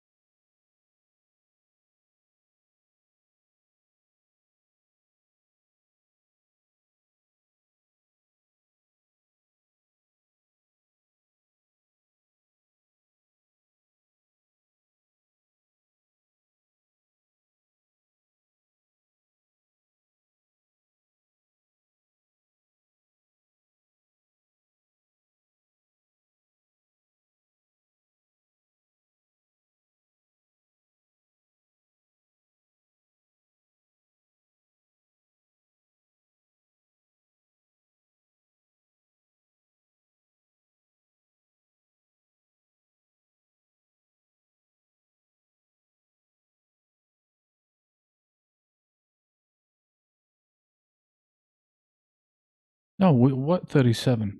No, 38.87. This is where we went. Long. Like right here.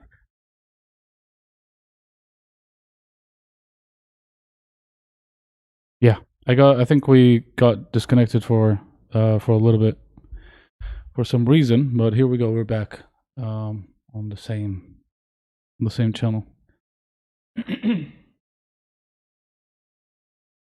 Yeah, sorry. We got disconnected for a split second. I mean, not split second, for like a few minutes. Um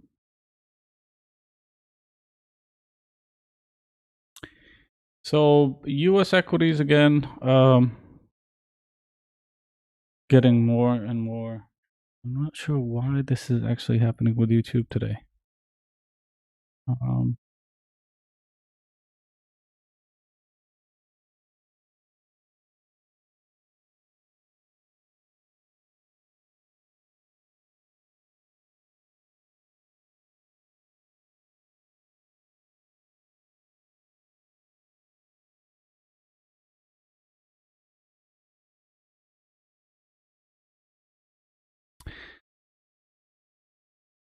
yeah, I guess.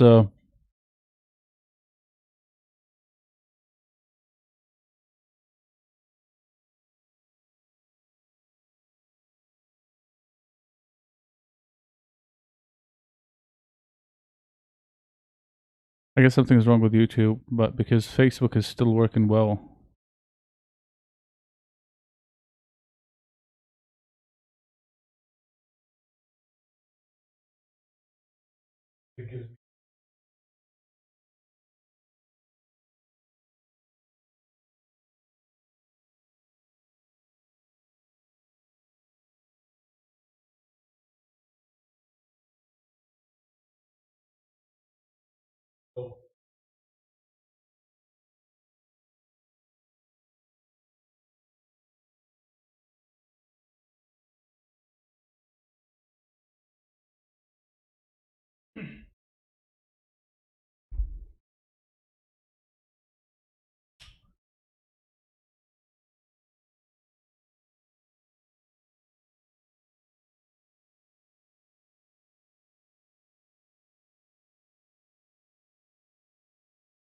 Um, I'm not sure what.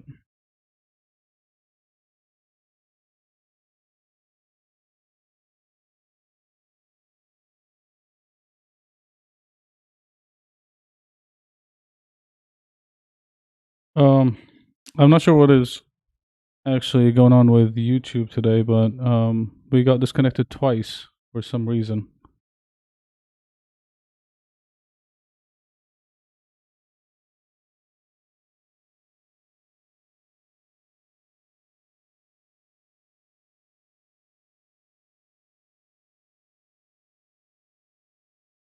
Can you guys hear me again?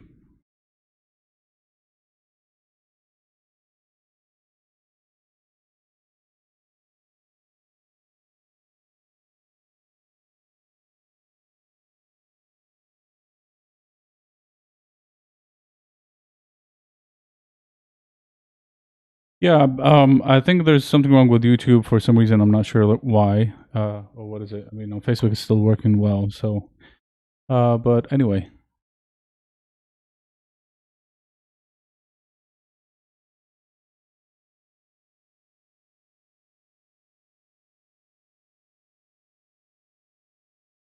can you guys still see my screen though?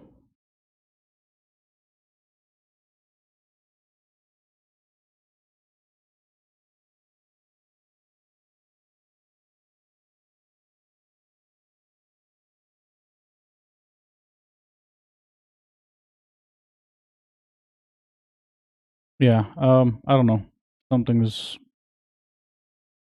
not working well somewhere, but I'm not sure. As long as you guys can still see the screen, that should be fine. Okay, so British pound again, 77. Nothing much really happening. We will keep. I don't know. I mean, YouTube is showing like, oh, no data. I'm not sure. I guess, I mean, something is not right with YouTube today. Uh, okay, at least you can still see the chart.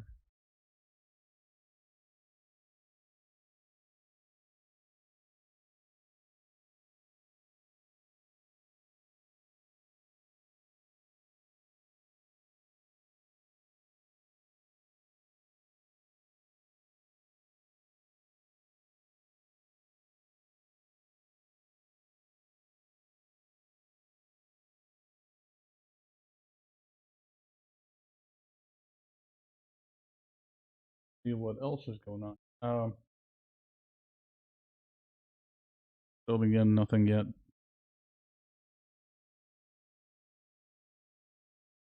Okay, here's gold trying somehow to regain 1800. Somehow.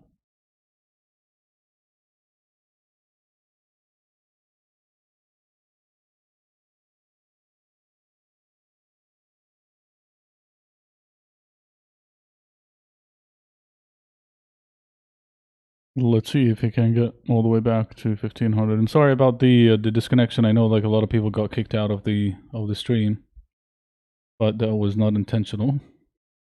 Even the euro started curling back up. 10-year 126.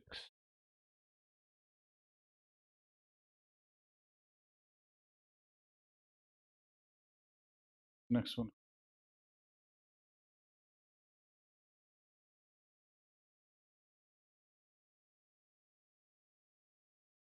Between yesterday's low and today's high, we got the 60.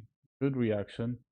If it goes to 68, I'll be adding more, and then my stop would be 38.40. That'll be tops maximum.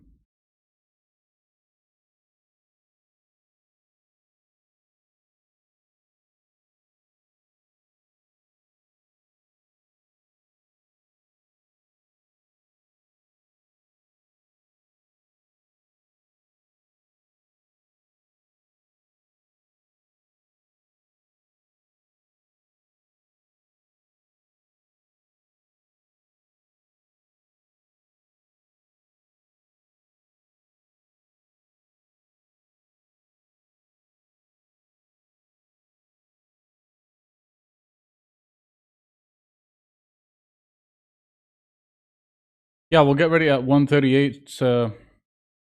68 to add to that position. That's kind of an average position to add to it. And then again, my stop would be the low of yesterday, or not the low of yesterday. Yeah, the low of yesterday.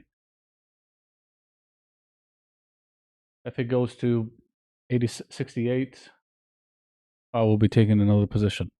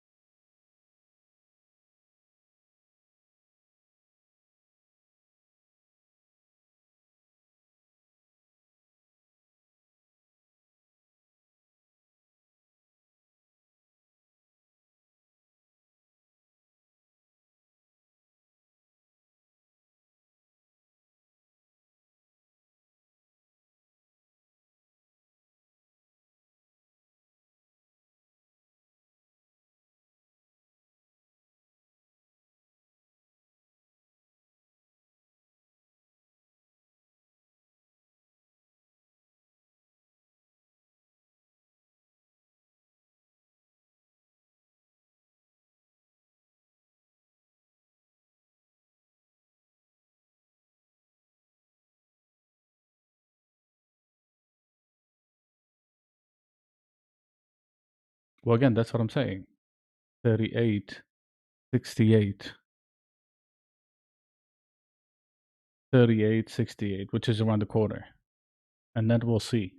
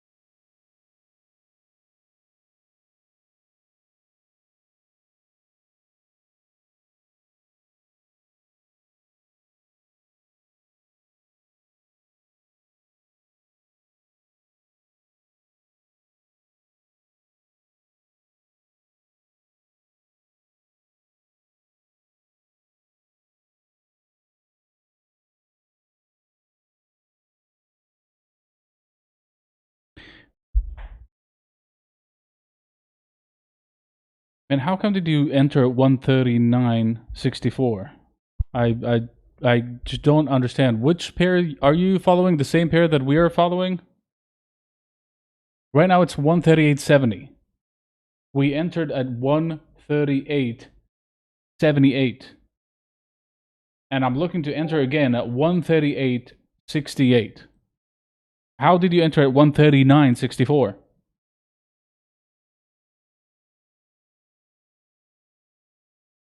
It's impossible. How did you enter 139.64?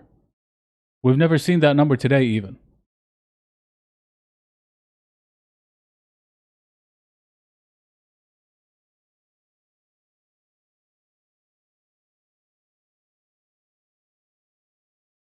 Well, the high of the day is 139.52. How come did you get enter 139.64?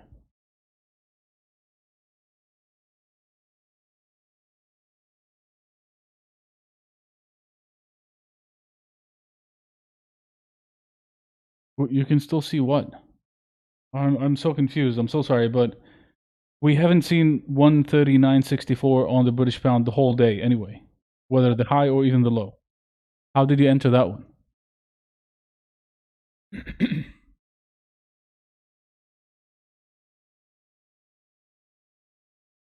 Anyway, about to enter one more time. No, it's impossible to be spreads, man. The price did not go there. Make sure it's GBP USD. You're on totally different trade.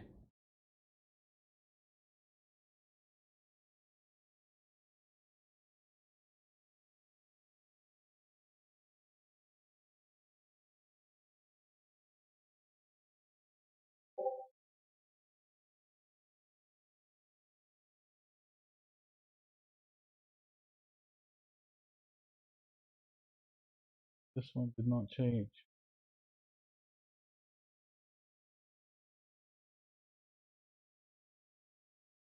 Yeah, sorry. The screen is correct. 138.87. It's corrected. That's the first buy. Now the second buy is 138.68.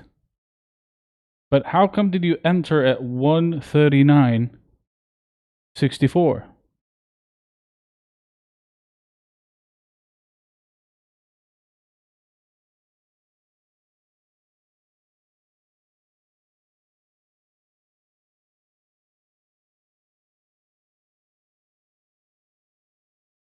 On the screen is corrected again.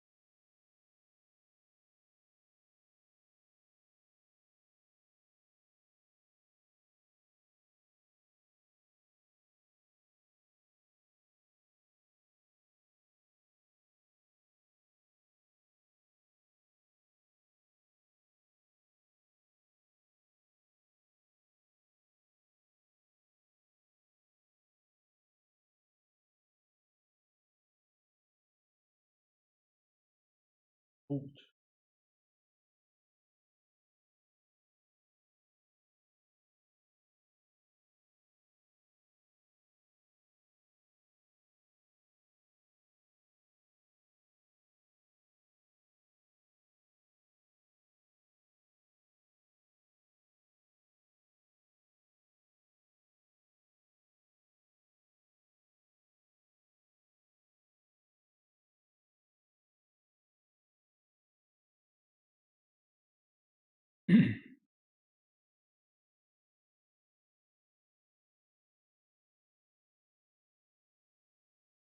Yeah, so you entered at 138.779.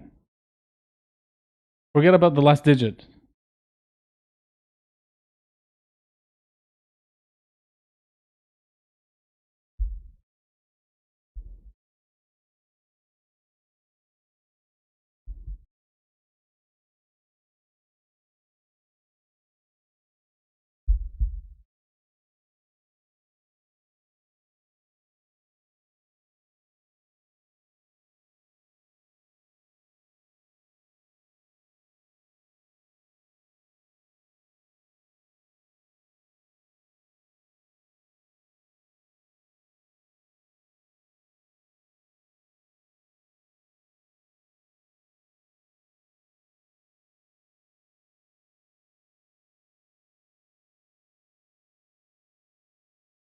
Anyway, regardless, we're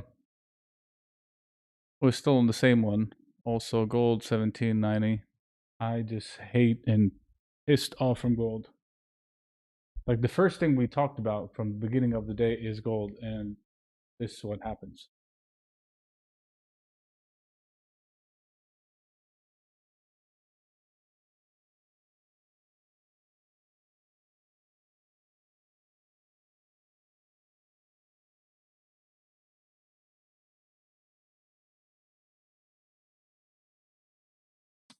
What do you use by the number that are aligned?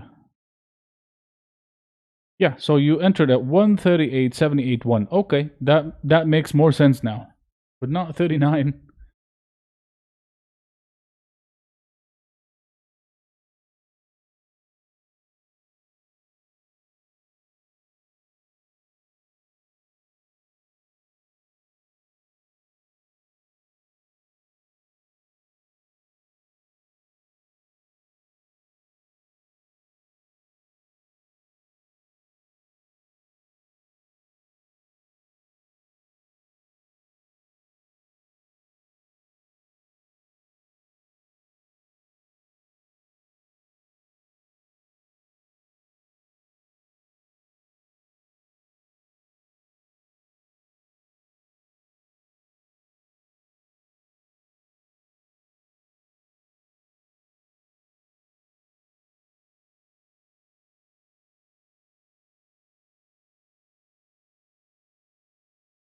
I'd like to see 140 on the British pound the next few days.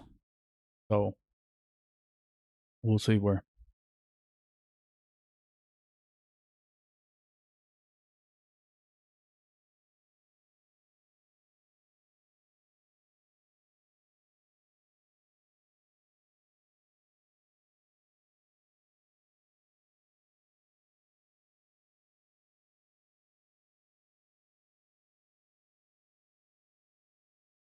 Okay, one moment. I need to log out from the charts. Get back in. Just give me a second.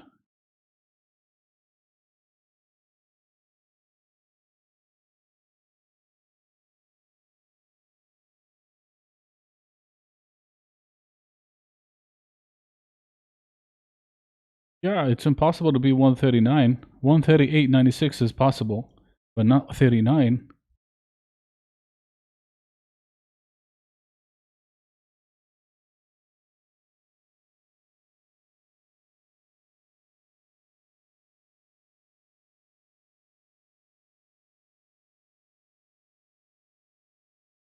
The charts again.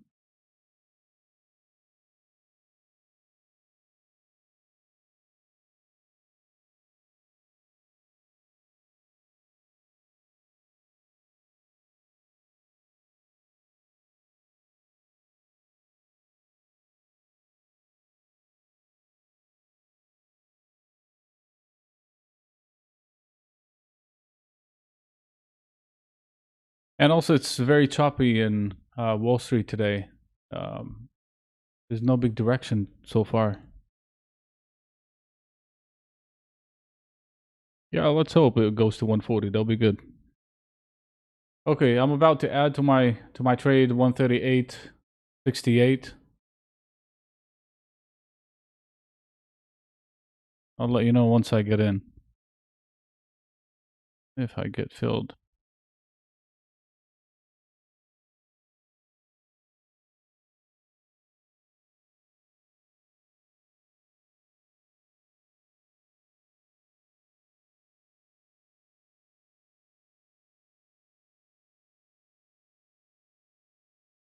Here's the 70.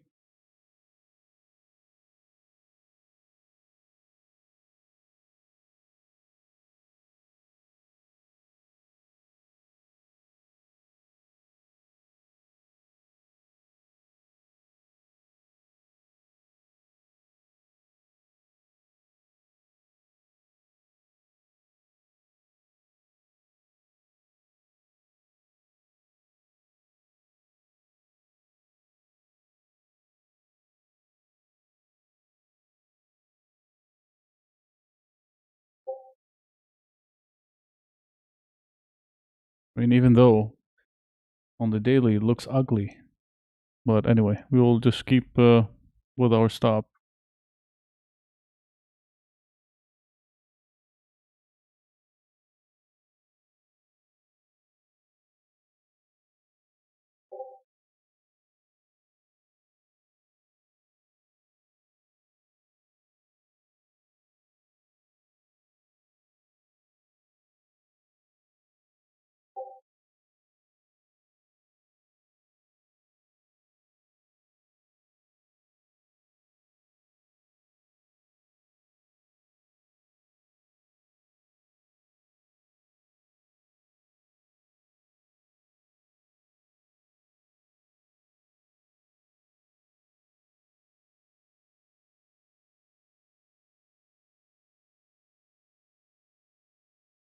Oh, I wasn't able to get into the British pound again yet.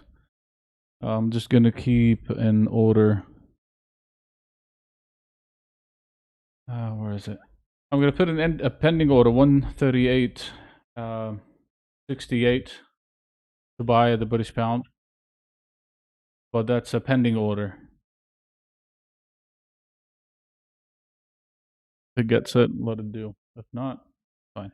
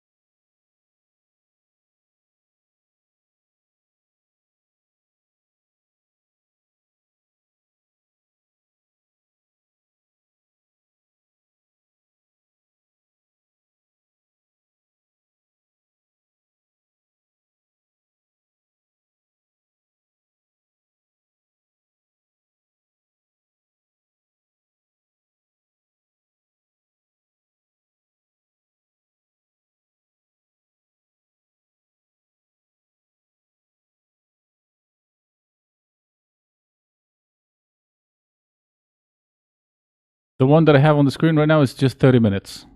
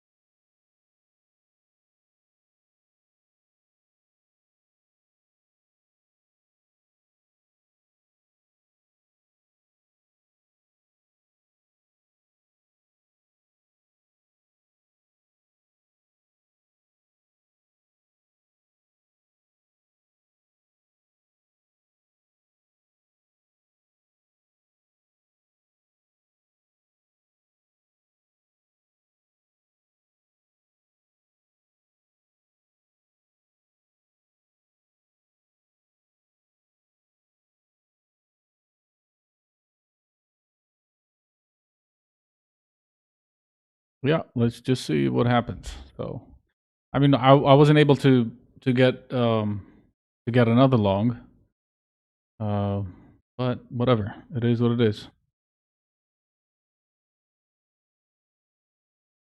Running low risk. I mean, my stop would definitely be below this week's low, at least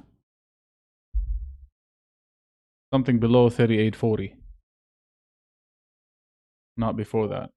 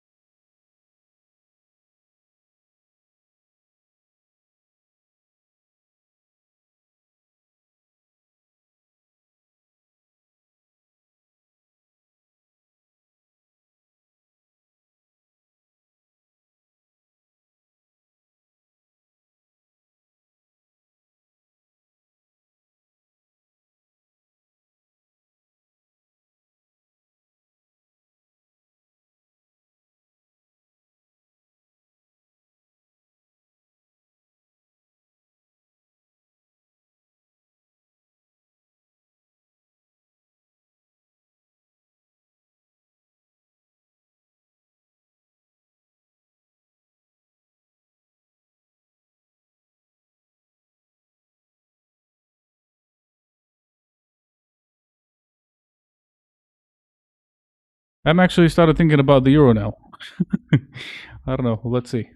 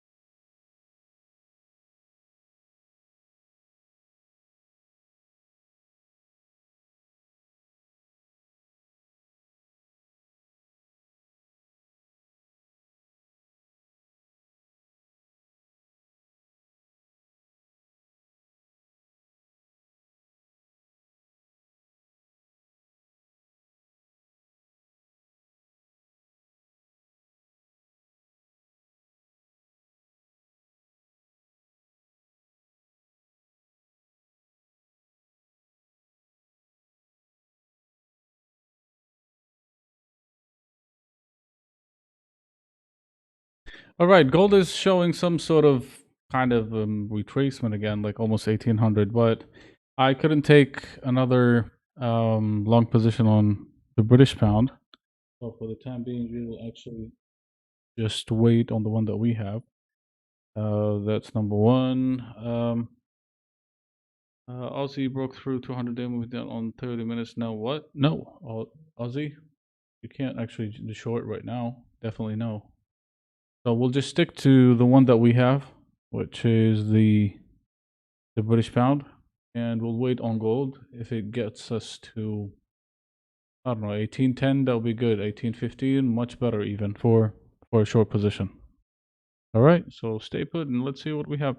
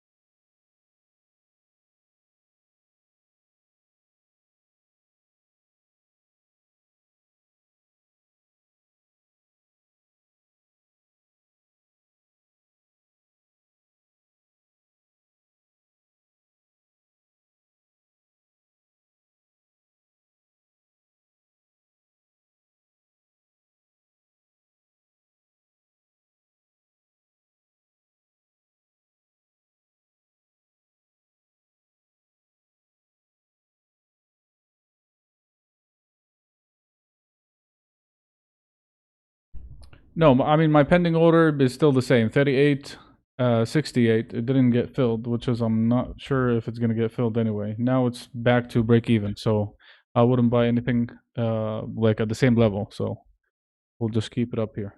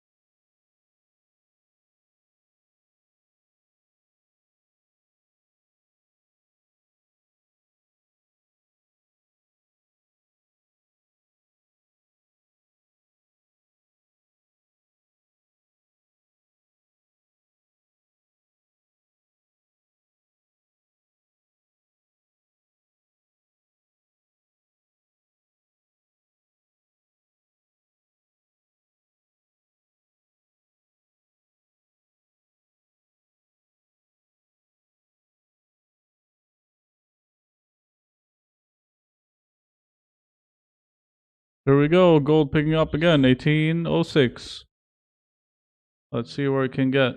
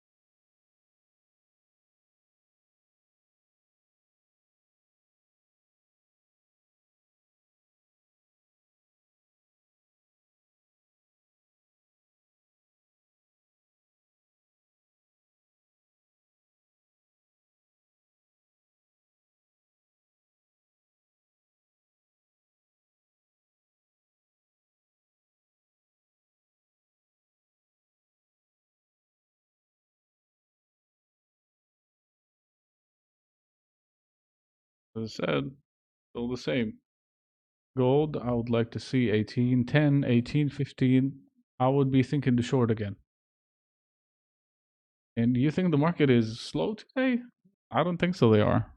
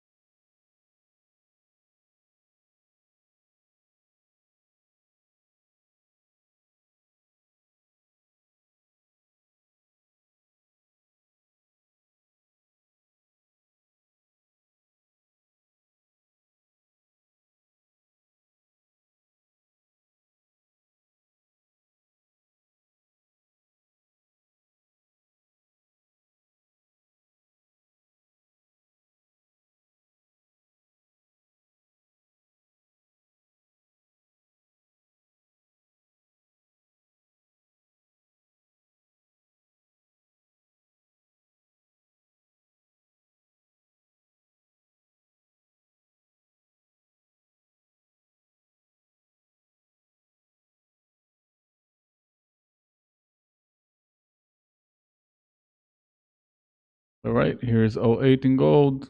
You can get ready. I'll let you know. Let's see, XAU. All right, that's actually a very nice, very nice one. So here's the thing.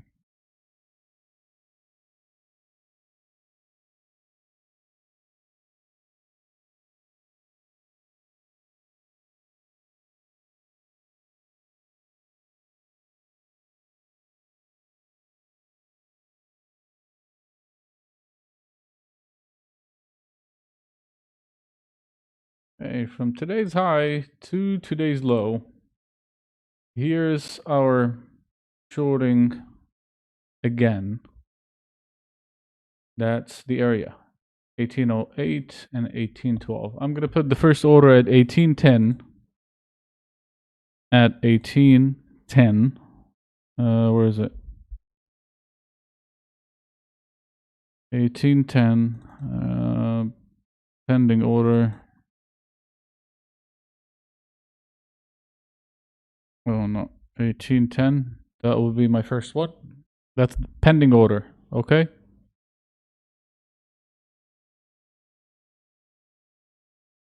1810. Pending order on gold. Hopefully it gets there. 1810 and 1812. That will be my shorting position on gold, and keeping the British pound as it is.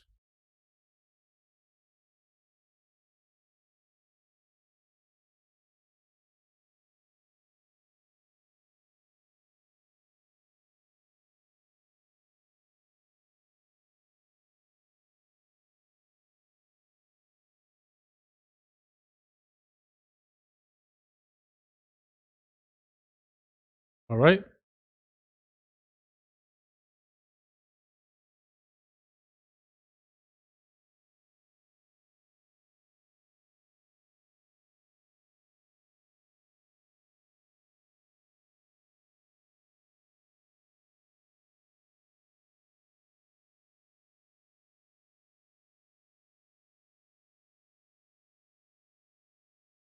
No, we'll go short. We'll sell it at 1810.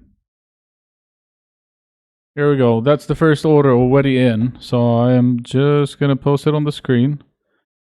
Got filled.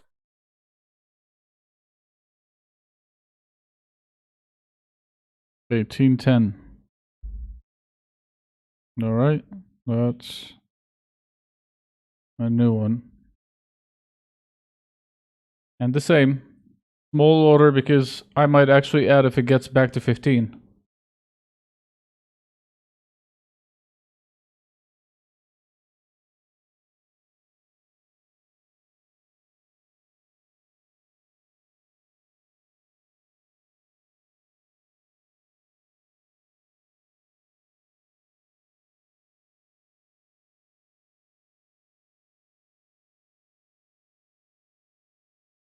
I'll wait for the 15 if it gets there.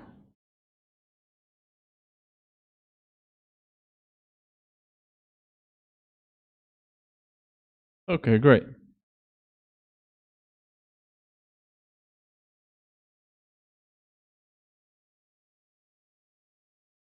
Oh, look at that recovery in silver. Silver is green on the day. Yeah, so here's one lesson again. Like if we actually like rushed into shorting gold like before the open, even after it went all the way, we would have been in a huge loss. So it's much better just to, you know, keep you keep you cool, keep calm, wait for a retracement, and then you get in, but you don't rush into a trade. The same as the British pound. I mean, okay, we couldn't take another trade 68, but it is what it is.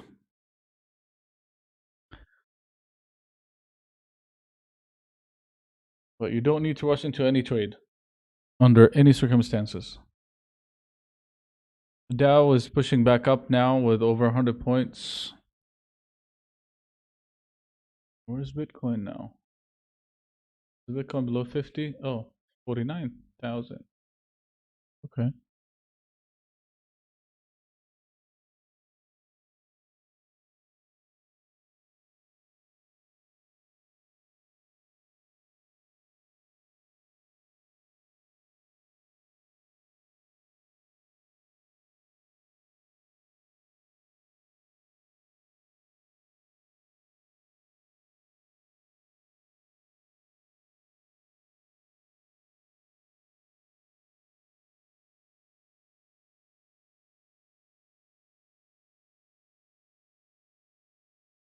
I'm looking at it for the stop loss.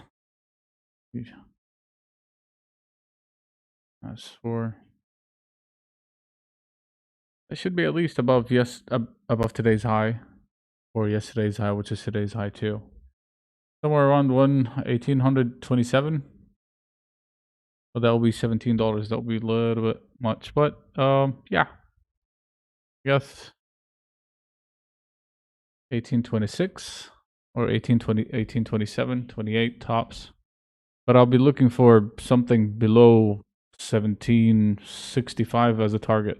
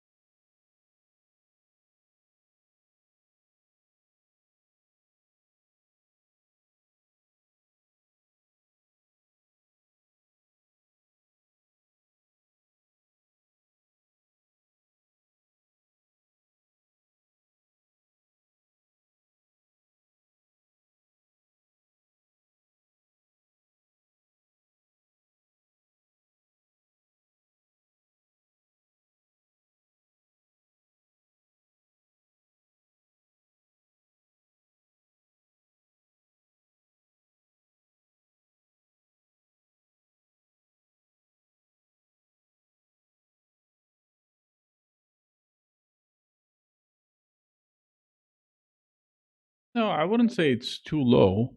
Um, but because again, you know why? Because the third level for the short is 1817. So just to be safe, I mean 19 is not bad to be honest.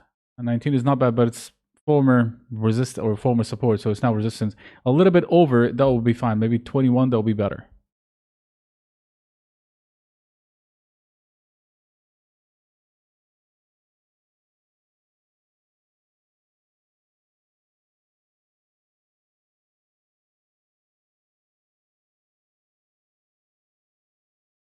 Anyone trading stocks, by the way, US stocks today? Or are you guys just only in FX?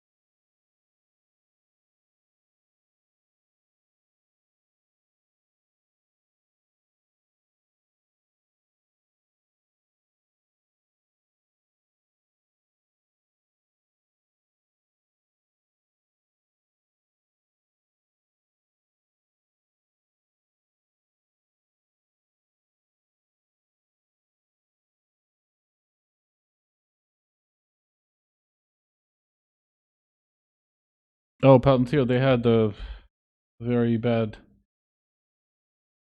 um, earnings today. Unexpected loss, but at the same time, they had actually a lot of strategic signing with Microsoft and military at the same time. So I guess that's still a dip buy, possibly 2880s.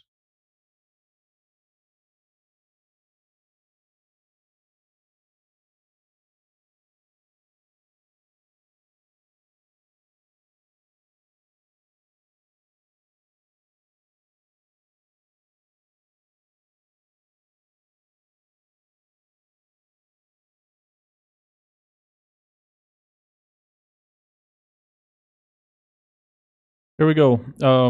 U.S. equities back up across the board. S&P still green and also curling back up. Dow 145. That's record high, by the way. Uh, the DIA.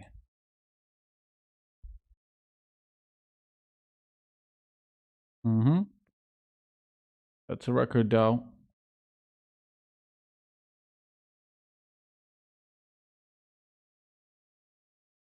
New record high. So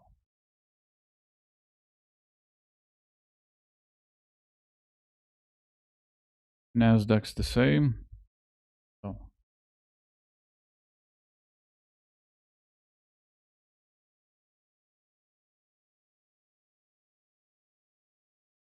we are all at record high. U.S. equities.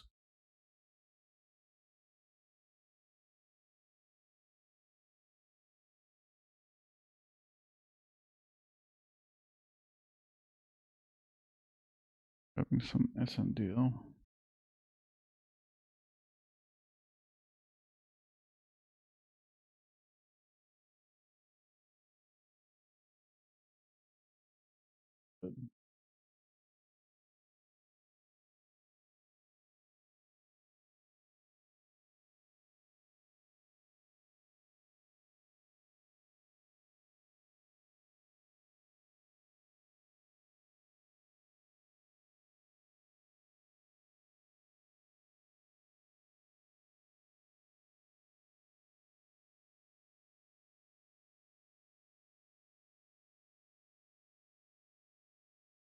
Yeah, I mean, so far, I mean, there's a lot of there's a lot of concern about possible correction because of the valuations. But if you're gonna keep on thinking about the retracement that is coming and the market keeps pushing higher, but it's wise to keep with the trend. But at the same time, it would be wise if you just keep your risk minimal. We don't know when actually the correction will start because I mean this market is just crazy. Nobody knows because so far there's no catalyst on the horizon that might actually lead to that, unless if it's I believe it's going to be like um, out of nowhere, like an event that nobody's expected. I'm not sure what it could be, but nobody knows. I mean, I would love to see a correction, to be honest. I would love to see a correction right now.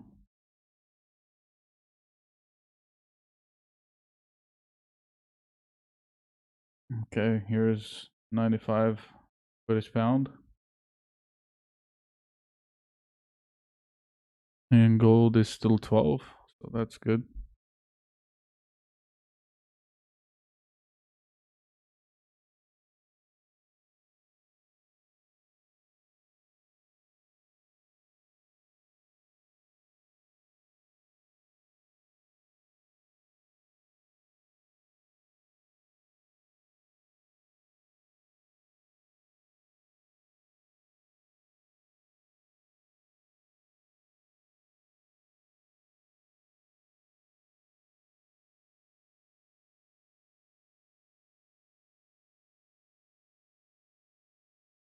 Oh yeah, definitely healthy. We definitely would be healthy.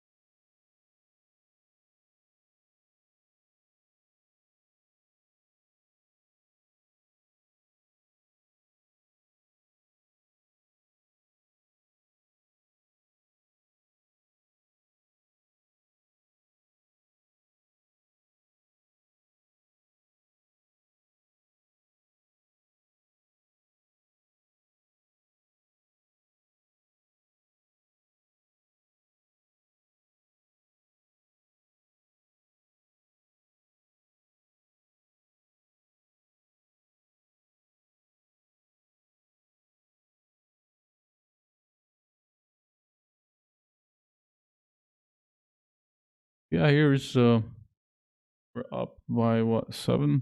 Yeah, I mean 7, 8 points on British pound, nothing much really. But on gold also, I'm so glad that we did not rush and short at the low because again, like we're up what, 12, 13, $14 from the low. So I don't know who asked me that question, like why are you so cautious in selling gold? There you go. Here's the answer. It just went behind, like it just bounced off $12.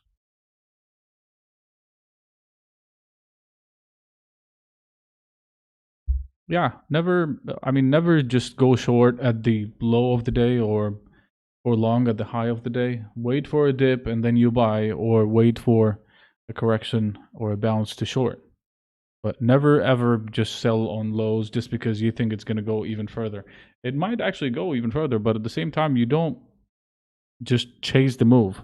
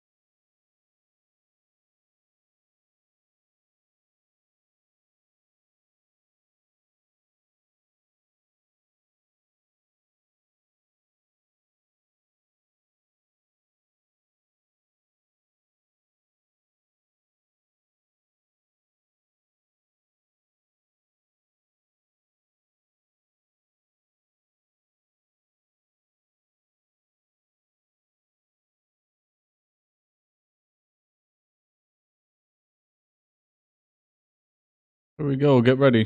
10-year yields is already 127. Get ready for the crash. I mean, not a crash, but yeah, notable sell-off.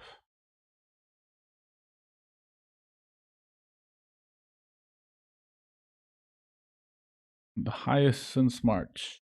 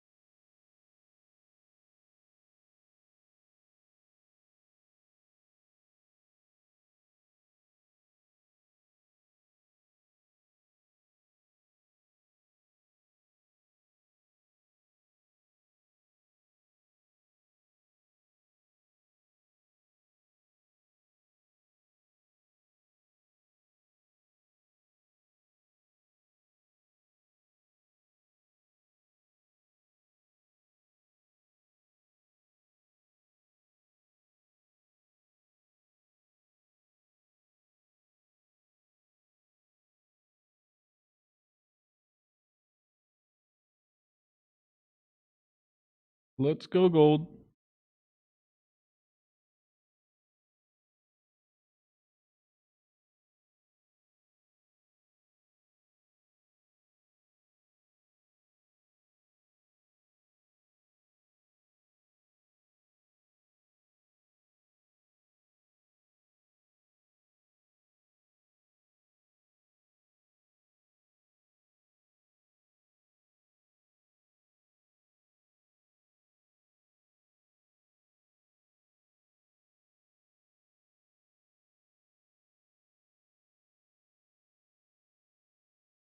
Negative for gold.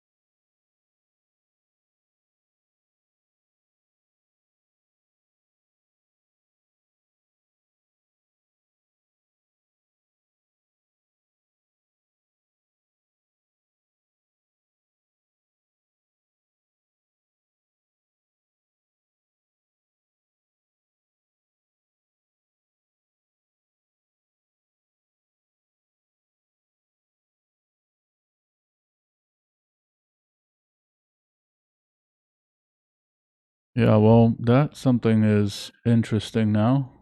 Dow Jones all the way down, wiped out like 100 points in a second.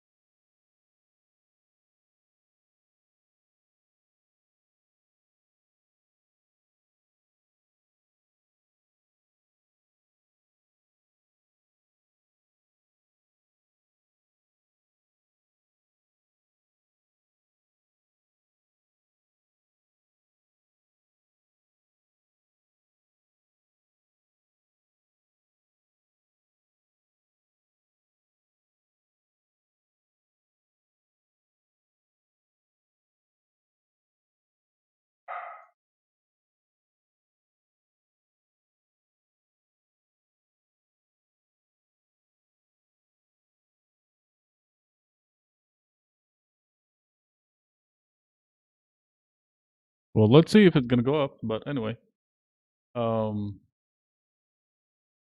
we are already short, son. We are already short gold. We shorted gold at 10 and 12, and I'm looking to short at 15 even if it goes there. So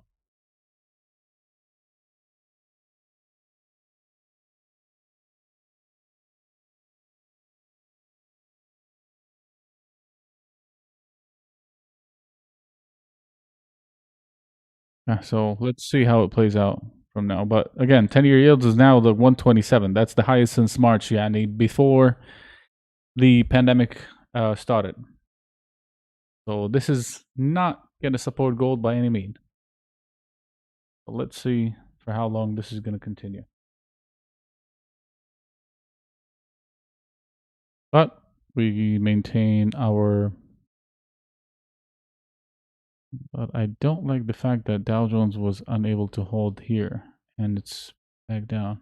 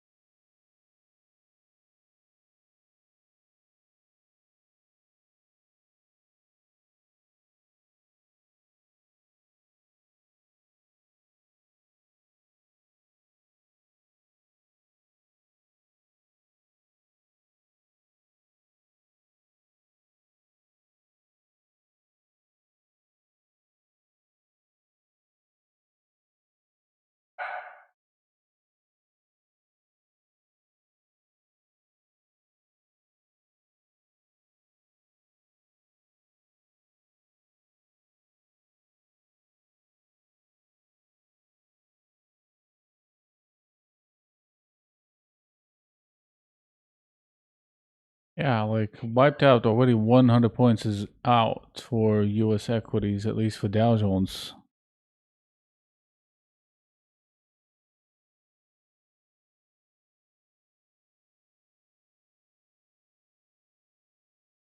Yeah, that one that 10-year over 127 now, but it is just doesn't make sense. Twitter $74.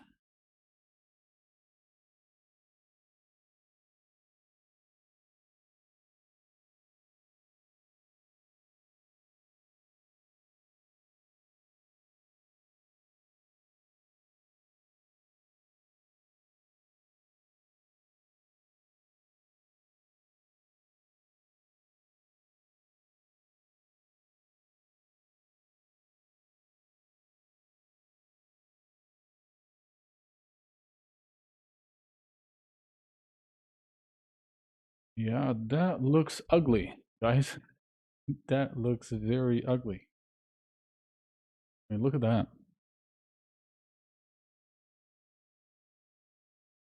This is, I mean, it happened before. Okay, we know that for a fact. It happened before. It's not something new. Um,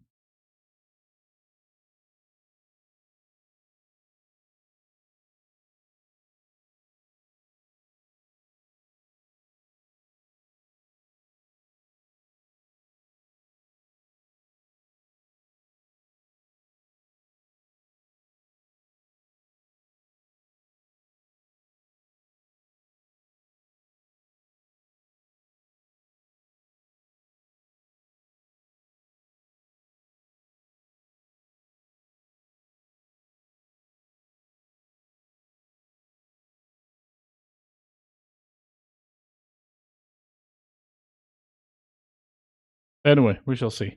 Okay, well, we'll keep the stream on, and if you guys have any questions, let me know, and I will be back in like 30 minutes or maybe 15 to 20 minutes.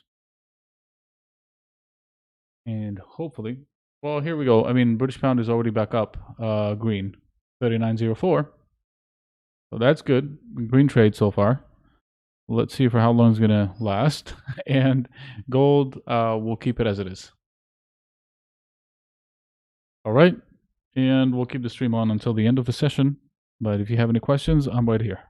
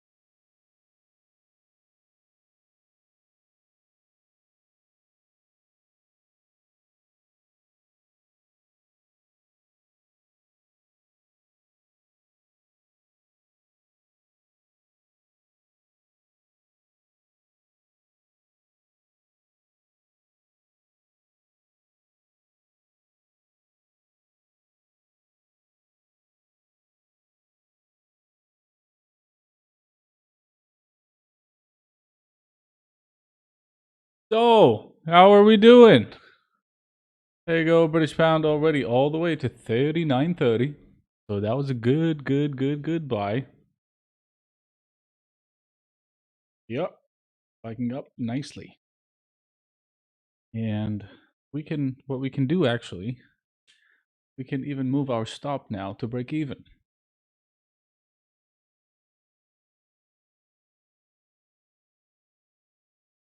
So there you go.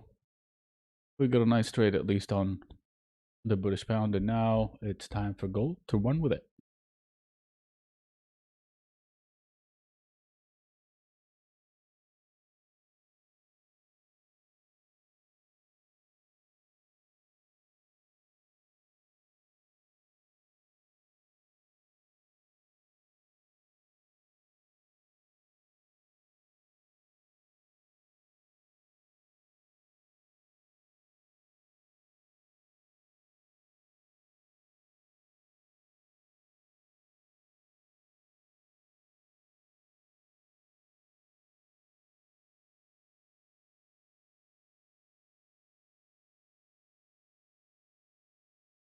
I mean, I would like to see gold going down at least to another low for the day. 1790, that's would be the minimum. And I'm so glad we saw this spike in the British pound. So now with this spike, this means that the area that we bought it from is actually the right one when it comes to um, Fibonacci retracement. Let's have a look one more time.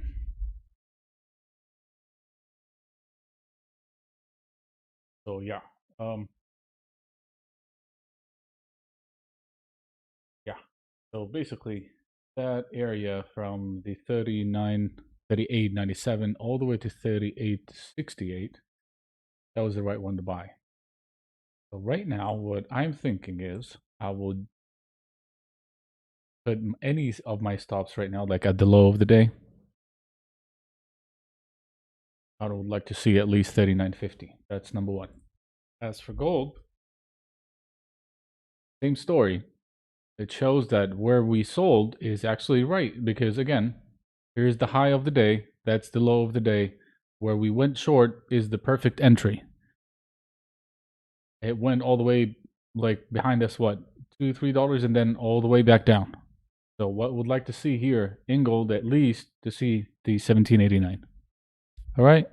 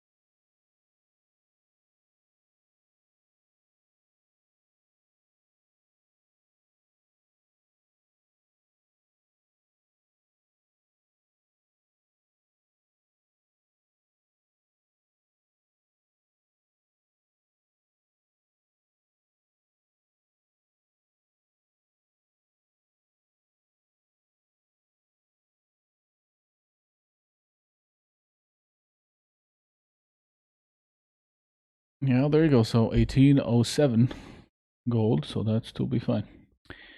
Um, moving down, $10 profit. Go. We add another position at 1912. No, I wouldn't add like 3912. I mean, if you want to add, you can go, but again, like you need to make your stop tight now. AIG.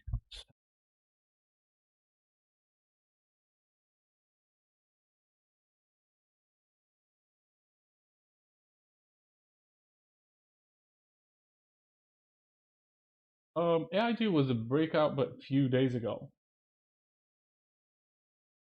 In momentum, but yeah, I don't see why not for a swing.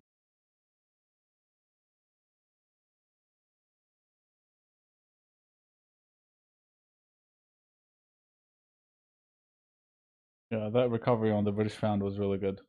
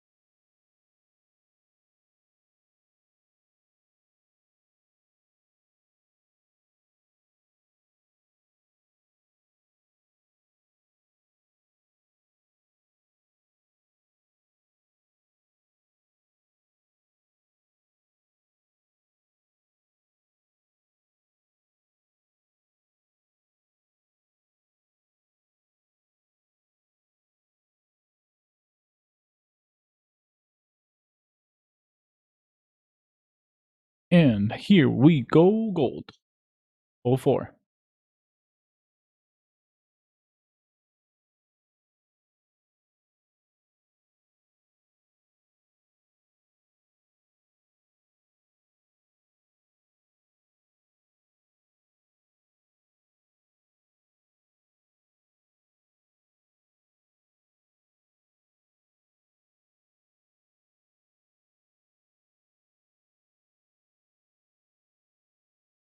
Marvin, what do you mean? Are you going to buy if the gold reach our target? You mean cover it?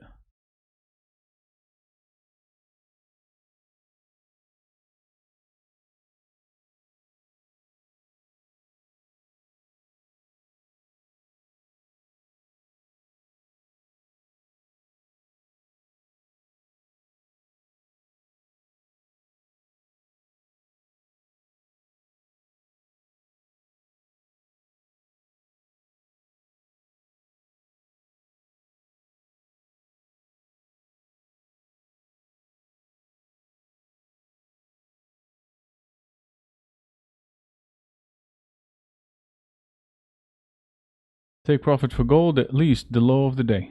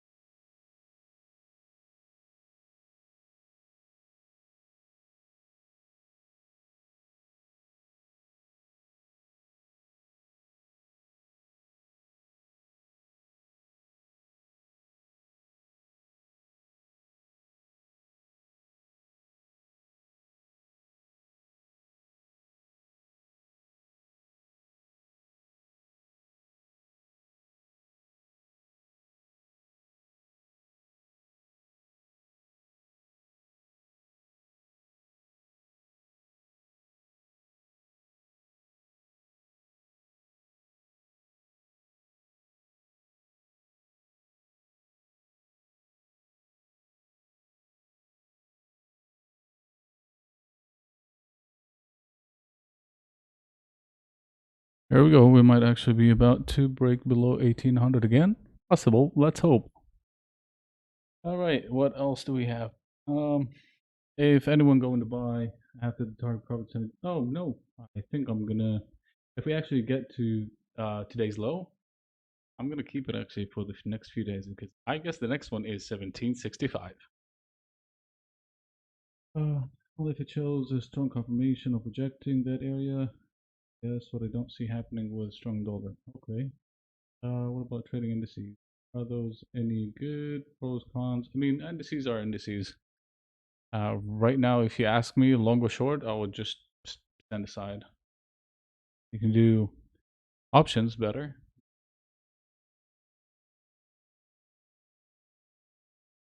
See.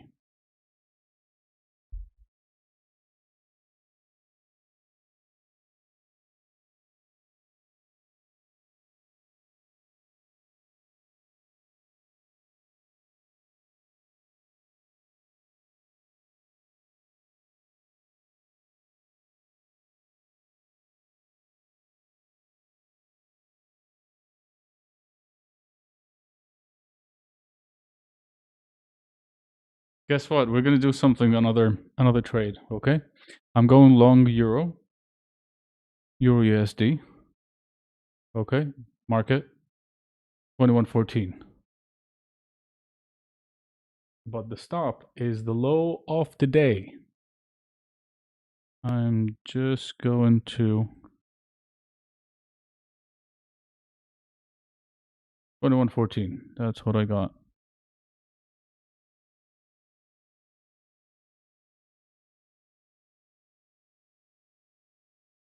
Yeah.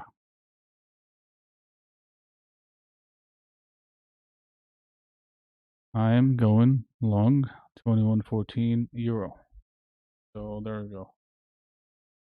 Buy USD 1.14.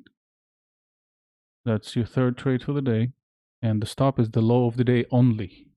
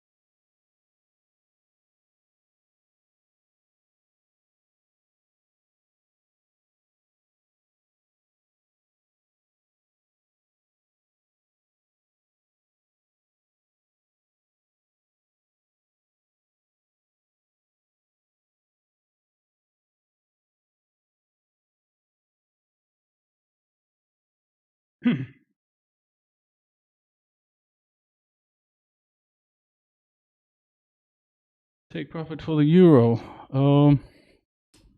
Have a look.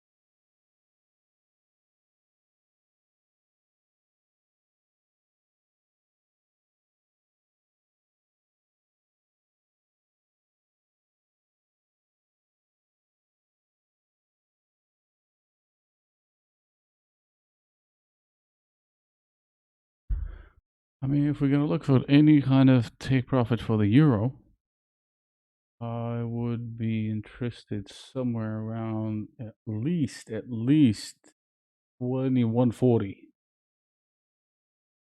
At least 2140.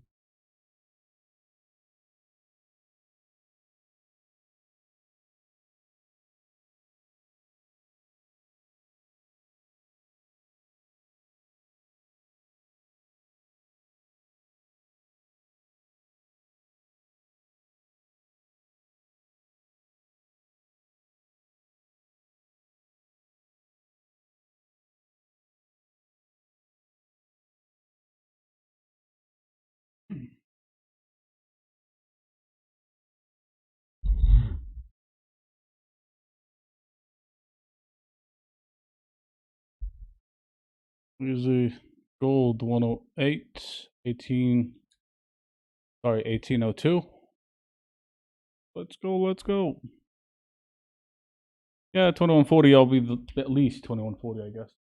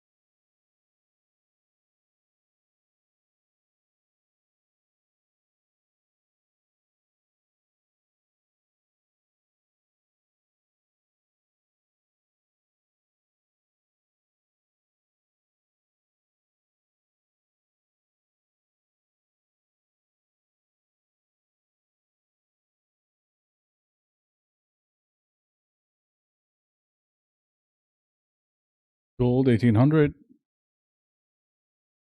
I mean, most of the time we're doing it like once a week in English and once a week in Arabic. During the pandemic, we used to have it like almost daily. But yeah,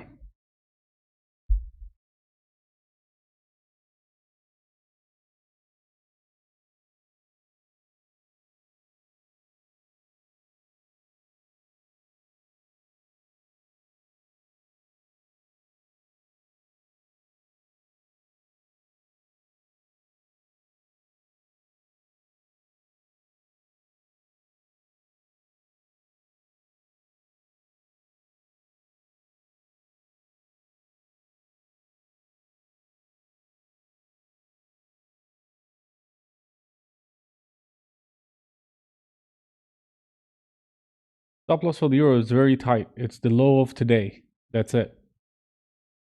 Very tight. The low of the day. That's all. There we go. 17.99, 98. Keep going, going.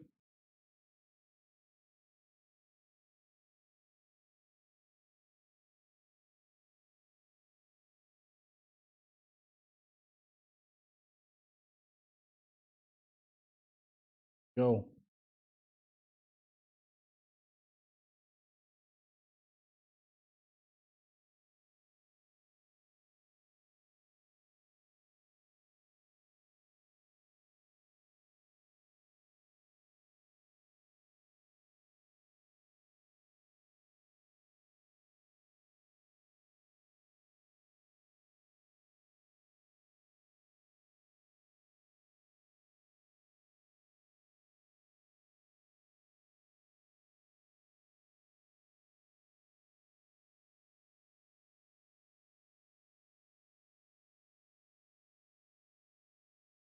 If you would like to lock your profit, I mean, but you can basically, what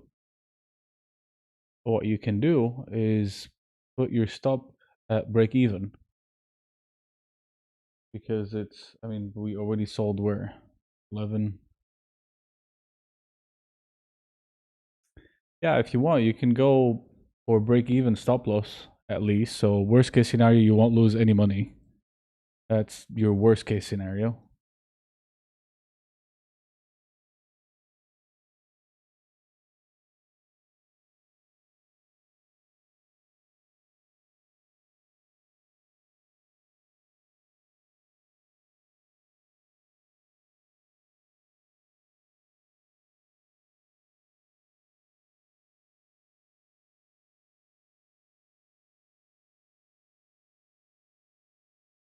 So, yeah, I mean, so far we got almost over $10 in gold, which is pretty good.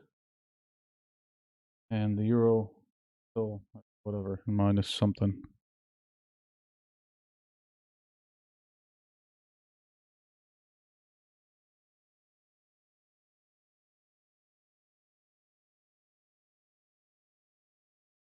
Yeah, I mean, if you guys want to just put it on break even, that's totally fine. Or sell 50 at entry point or break even. Yeah, you can do that too if you want. Like if you're good with $10 profit, hats off to you. Go ahead, take off 50%, and there you go, 97. Take off 50% and then put the rest at the entry. Yeah, definitely. That's very smart. Yeah.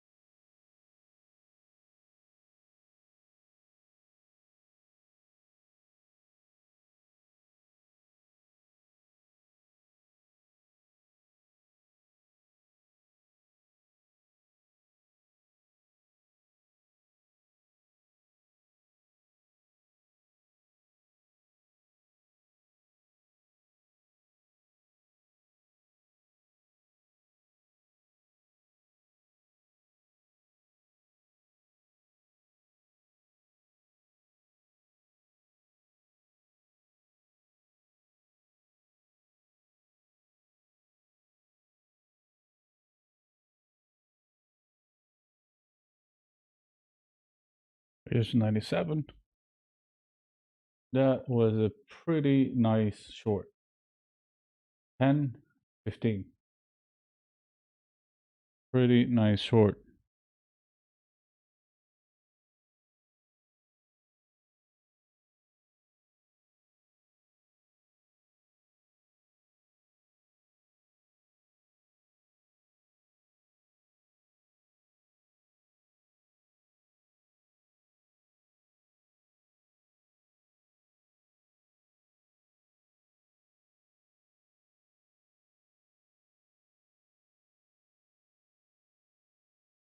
Where's Bitcoin now, by the way? Bitcoin. 48. Wow.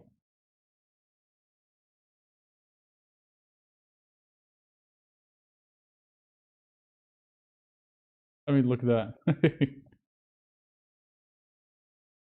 50,500 and then 48.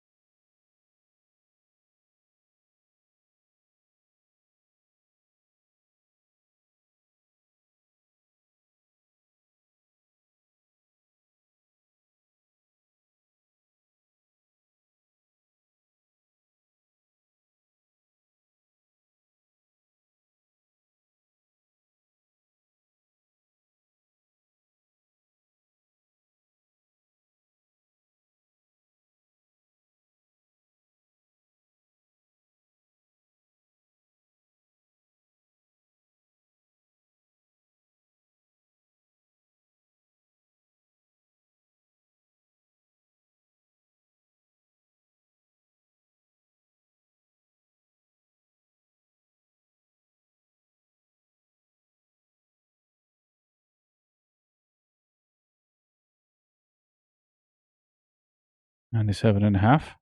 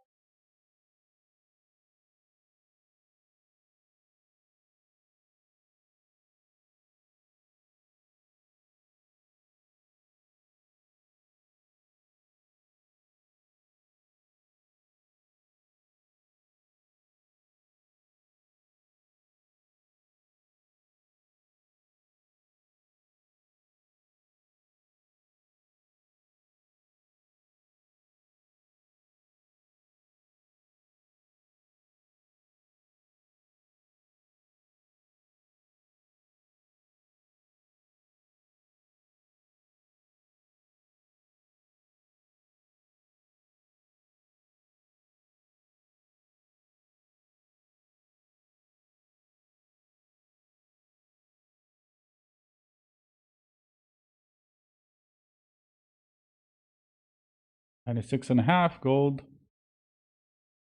Let's keep going.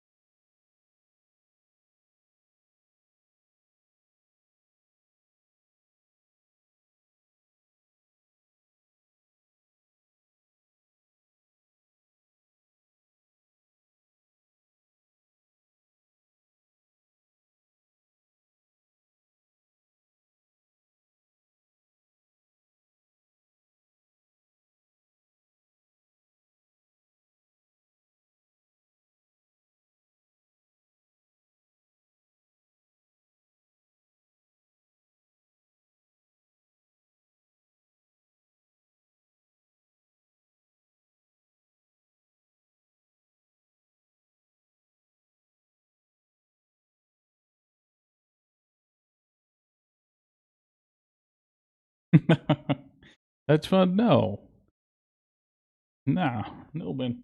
It's a headache. I just traded from home for the past what now? It's been since 2016, I believe, 17.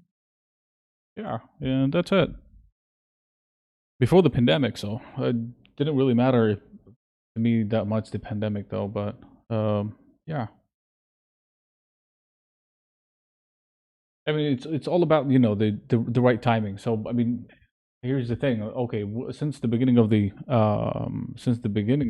session today, we spoke about gold, especially about gold that we're targeting gold, targeting gold. So, I mean, it was what around 1820 something. Okay, slept down. There's a lot of people who were like just saying like, why are you just very cautious in selling gold? I was like, I just don't like to sell at the lows or at the highs. That's why if I'm late to the party, I'm late to the party. But when I got this spike, I was like, yeah, I mean, I can enter now. It's risk reward. It's perfect. Same for the British pound. Okay, we waited until it reached a very good level. Markets a little bit stabilized, and then there we go. We're back again. The euro, same thing. So it's all about being patient and just trade the right setup. You don't need just to chase because chasing at the end of the day, it's gonna make you lose money no matter what you do.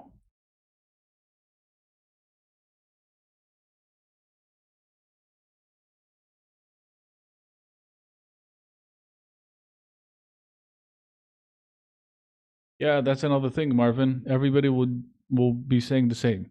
I wish if I had like a better lot. No, stay within your size until you get used to the how you trade and how you develop your own strategy or develop your because at the end of the day, no matter what how much you will trade for whatever how many years, you will end up with few setups that you can recognize the moment that you look at the chart, and then you'll just have to wait for it, and that's all. Um, but people try to make money. They want to make money as fast as possible, which is the wrong way to do, and that's why there's a lot of people quit like so fast.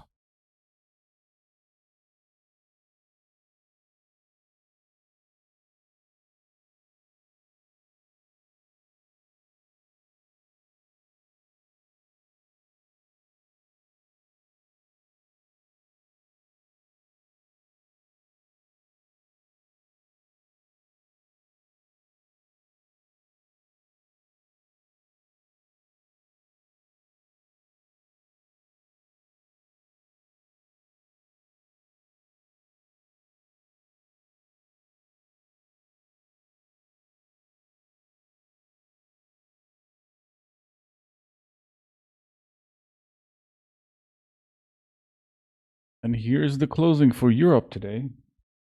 Is equities. It's just mixed. DAX down like 88 points.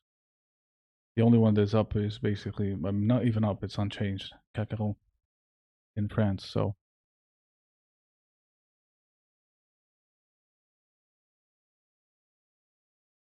yeah, so let's see how it goes. US equities are still mixed. Dow Jones is still like up just 23 points. But at the same time,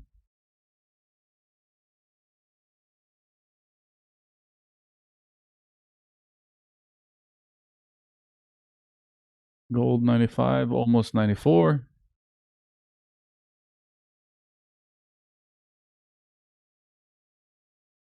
From 2012, 2013, 14. Platform and singular. You're welcome. Oh, that's great. I'm glad you did. What happened to USD? I mean, it's still the same. I mean, nothing much really happened after the initial move.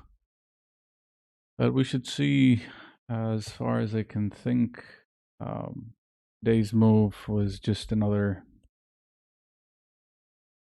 attempt to break higher, but I don't think so. This is going to last for long. There you go. I mean, let's have a look at the daily. It's 90.50. That's nothing.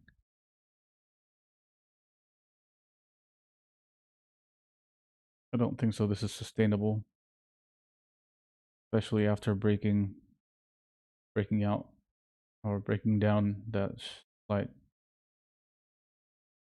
So we shall see tomorrow how it reacts anyway. Any fundamentals today? There was like some good fundamentals today after the open. But don't forget again, the U.S. was in long weekend yesterday. Markets were closed, so I wasn't expecting less than today's move across the board. So we shall see. He's 94.5 in gold.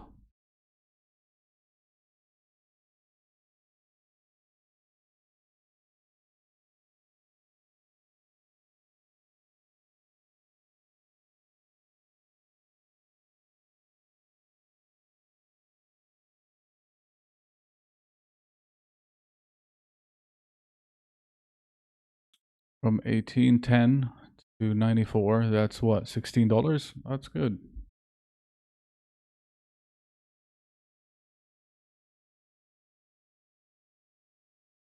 $16 in gold. There you go.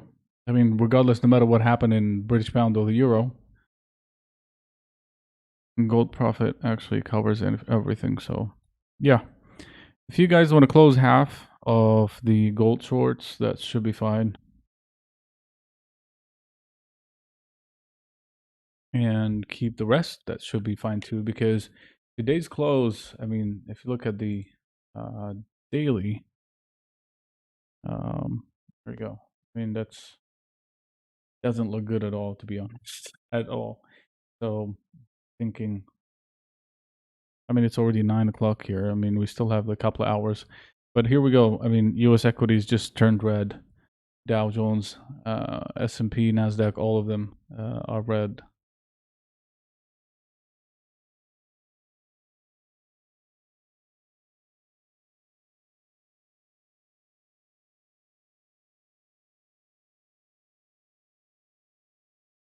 Yeah, so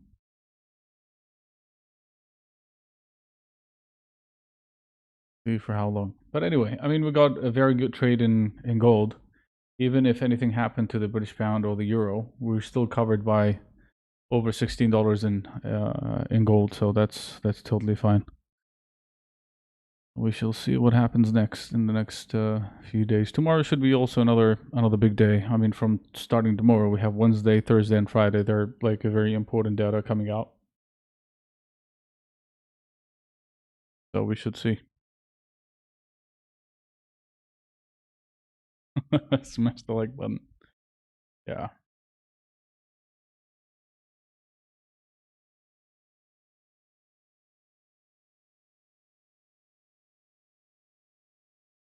There's 93 and a half. Oh wow, gold keeps giving.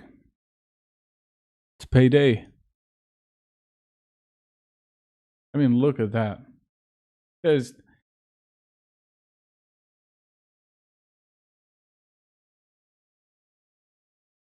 now Kiwi, New Zealand, back.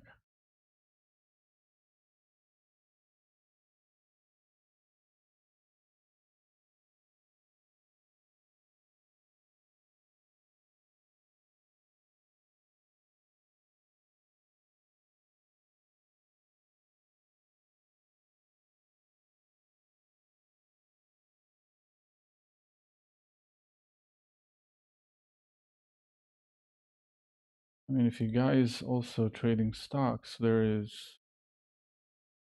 at MICT. What a nice volume, but this, oh, no, let's not go there.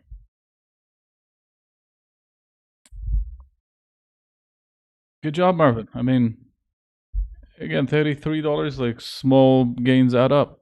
And then, yep, that's how it is. Small gains add up.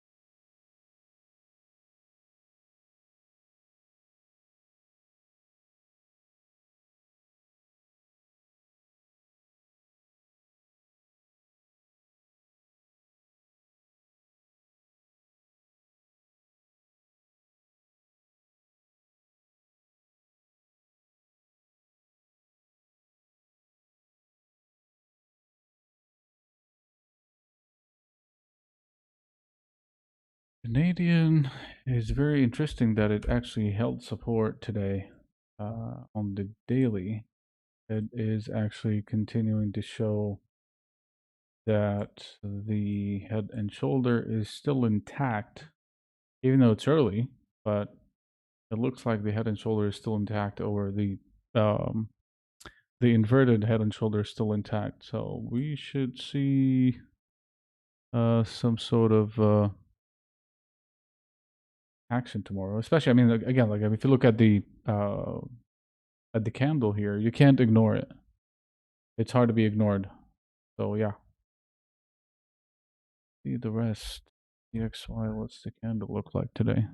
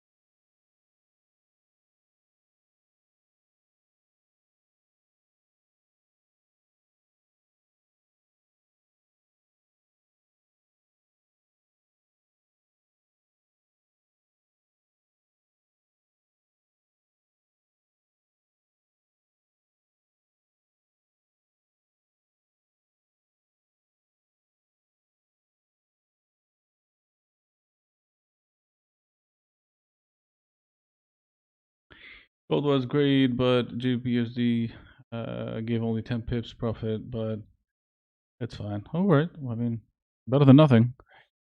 I mean, we already went all the way to 39.30, which was one of the targets at the beginning, or at least, or the least first target. But I'm still holding both, and again, like my stop is at break even now when it comes to gold.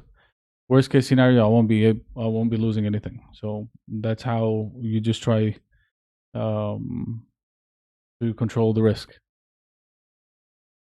My balance is up 1K already. Well, that's good.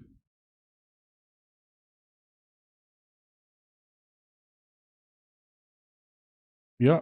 And if you want to learn faster, just always log your trades and look at, I mean, at your losing trades and what you have done wrong, and so as you can avoid it in the future. That's like very huge key.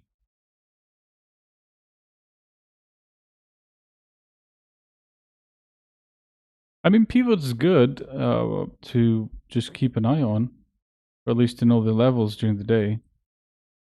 But it doesn't give me uh, like a, what is it called? Um, like a signal or something like that.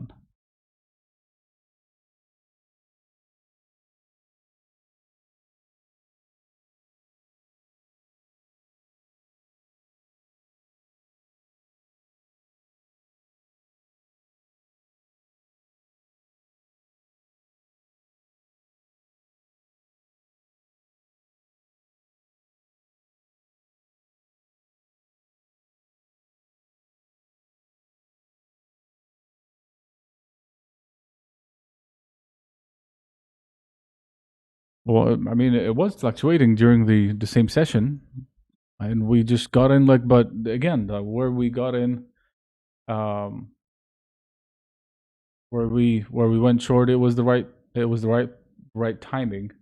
And I would like to see Doji sign on Doji candle on the British pound today. That would be good. And euro,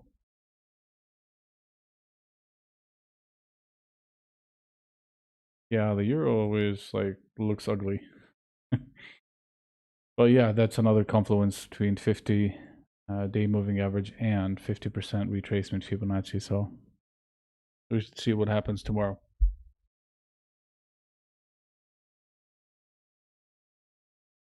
I mean, you can find me on Twitter. I'm always on Twitter. And as for YouTube, I mean, all of my videos are on FBS, and that's my Twitter handle. Enough momentum to break the daily low. That's possible. Uh, I guess maybe I mean, today I guess. I mean, I would give it like 40% chance only, because the bigger move is already done. Maybe before the close, we might see another push. That's possible.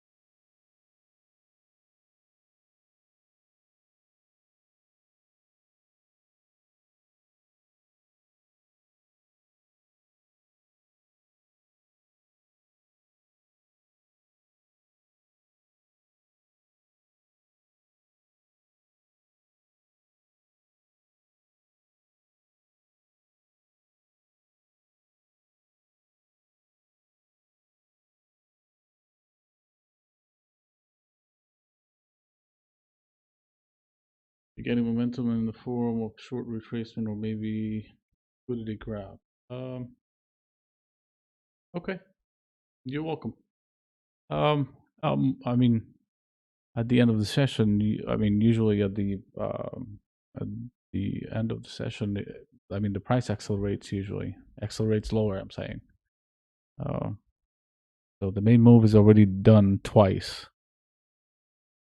So we shall see. I mean, but closing below 1800, that will be something for gold tomorrow.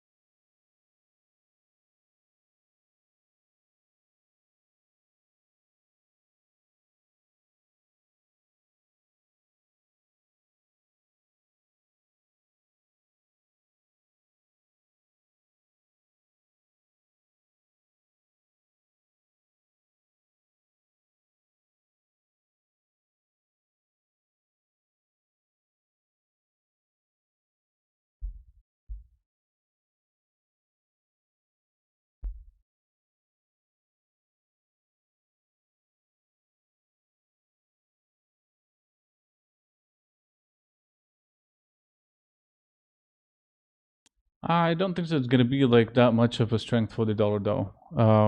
Again, like if you look at the daily chart, it still doesn't give you that much of a.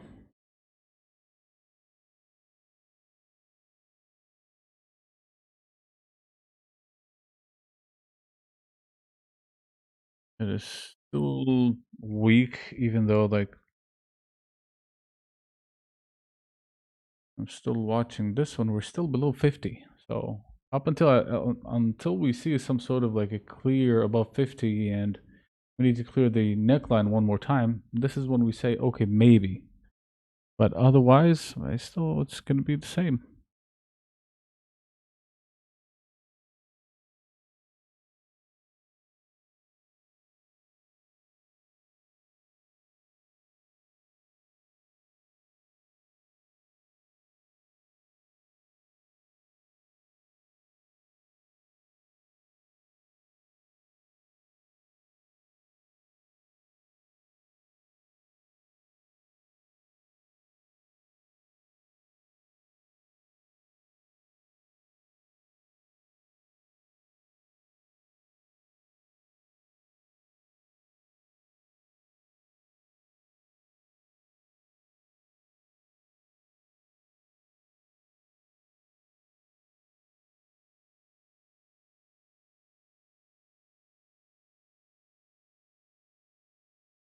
Anyway, we should see where the market's gonna be tomorrow.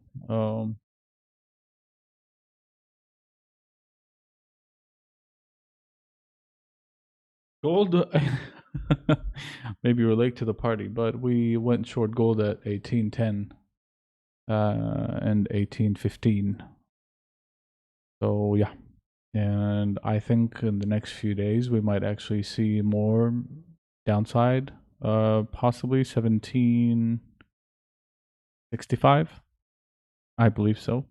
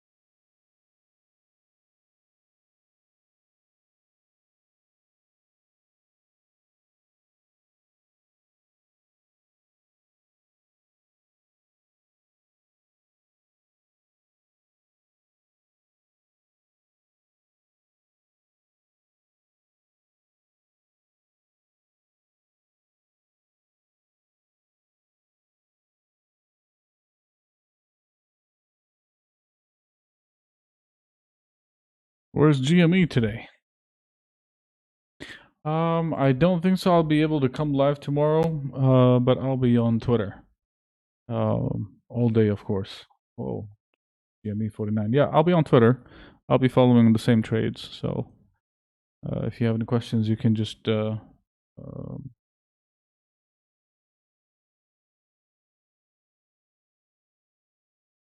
like mention me on Twitter, and then and we can talk over Twitter. I'm not sure about actually tomorrow for live streaming, but again, like we're still working on a plan to do it like daily. But again, because I do Arabic and English, so I'm trying to be a little bit what is it called, fair for the English department at FBS and also the Arabic department. Um, so yeah, hopefully it's going to be like daily in both languages, but it's going to be a little bit hard to be done now.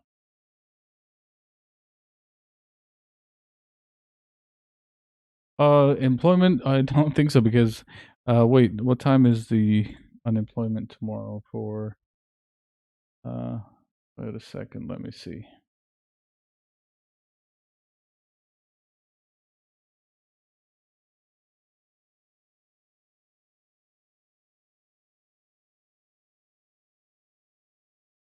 Oh, that's gonna be Thursday, at 4 a.m. That's 4 a.m. our time. That's gonna be something.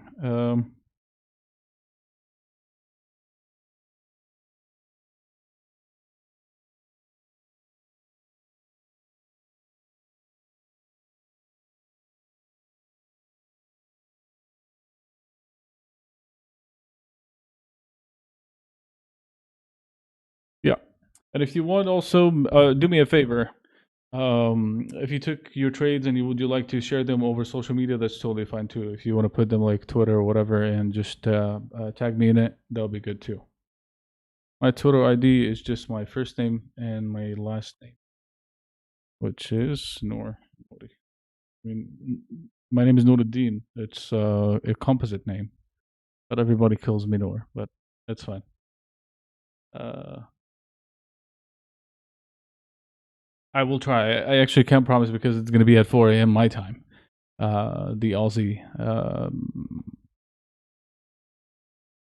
jobs report. But I don't think so it's going to be that huge of a deal for the Aussie jobs report. Maybe during the European session to the US session, that'll be the best. But I'll try my best. I'll try my best. Anyway, the stream is going to still be open. I'm just going to put on the screen the US equities. Where is that? Oh, no, not. Sorry. I'm just going to put US equities on the screen.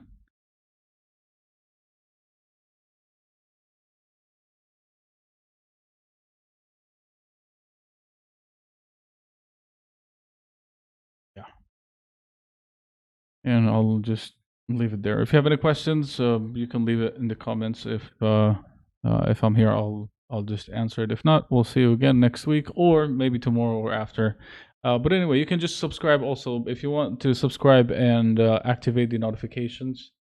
You'll get notified once we go live at any point. So yeah, sounds good.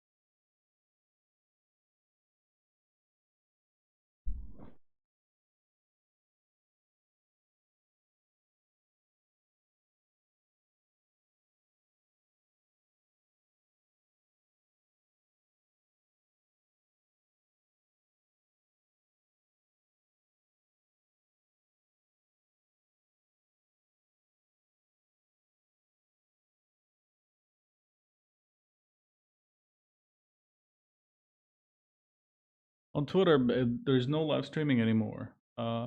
Periscope has stopped, I guess, or something.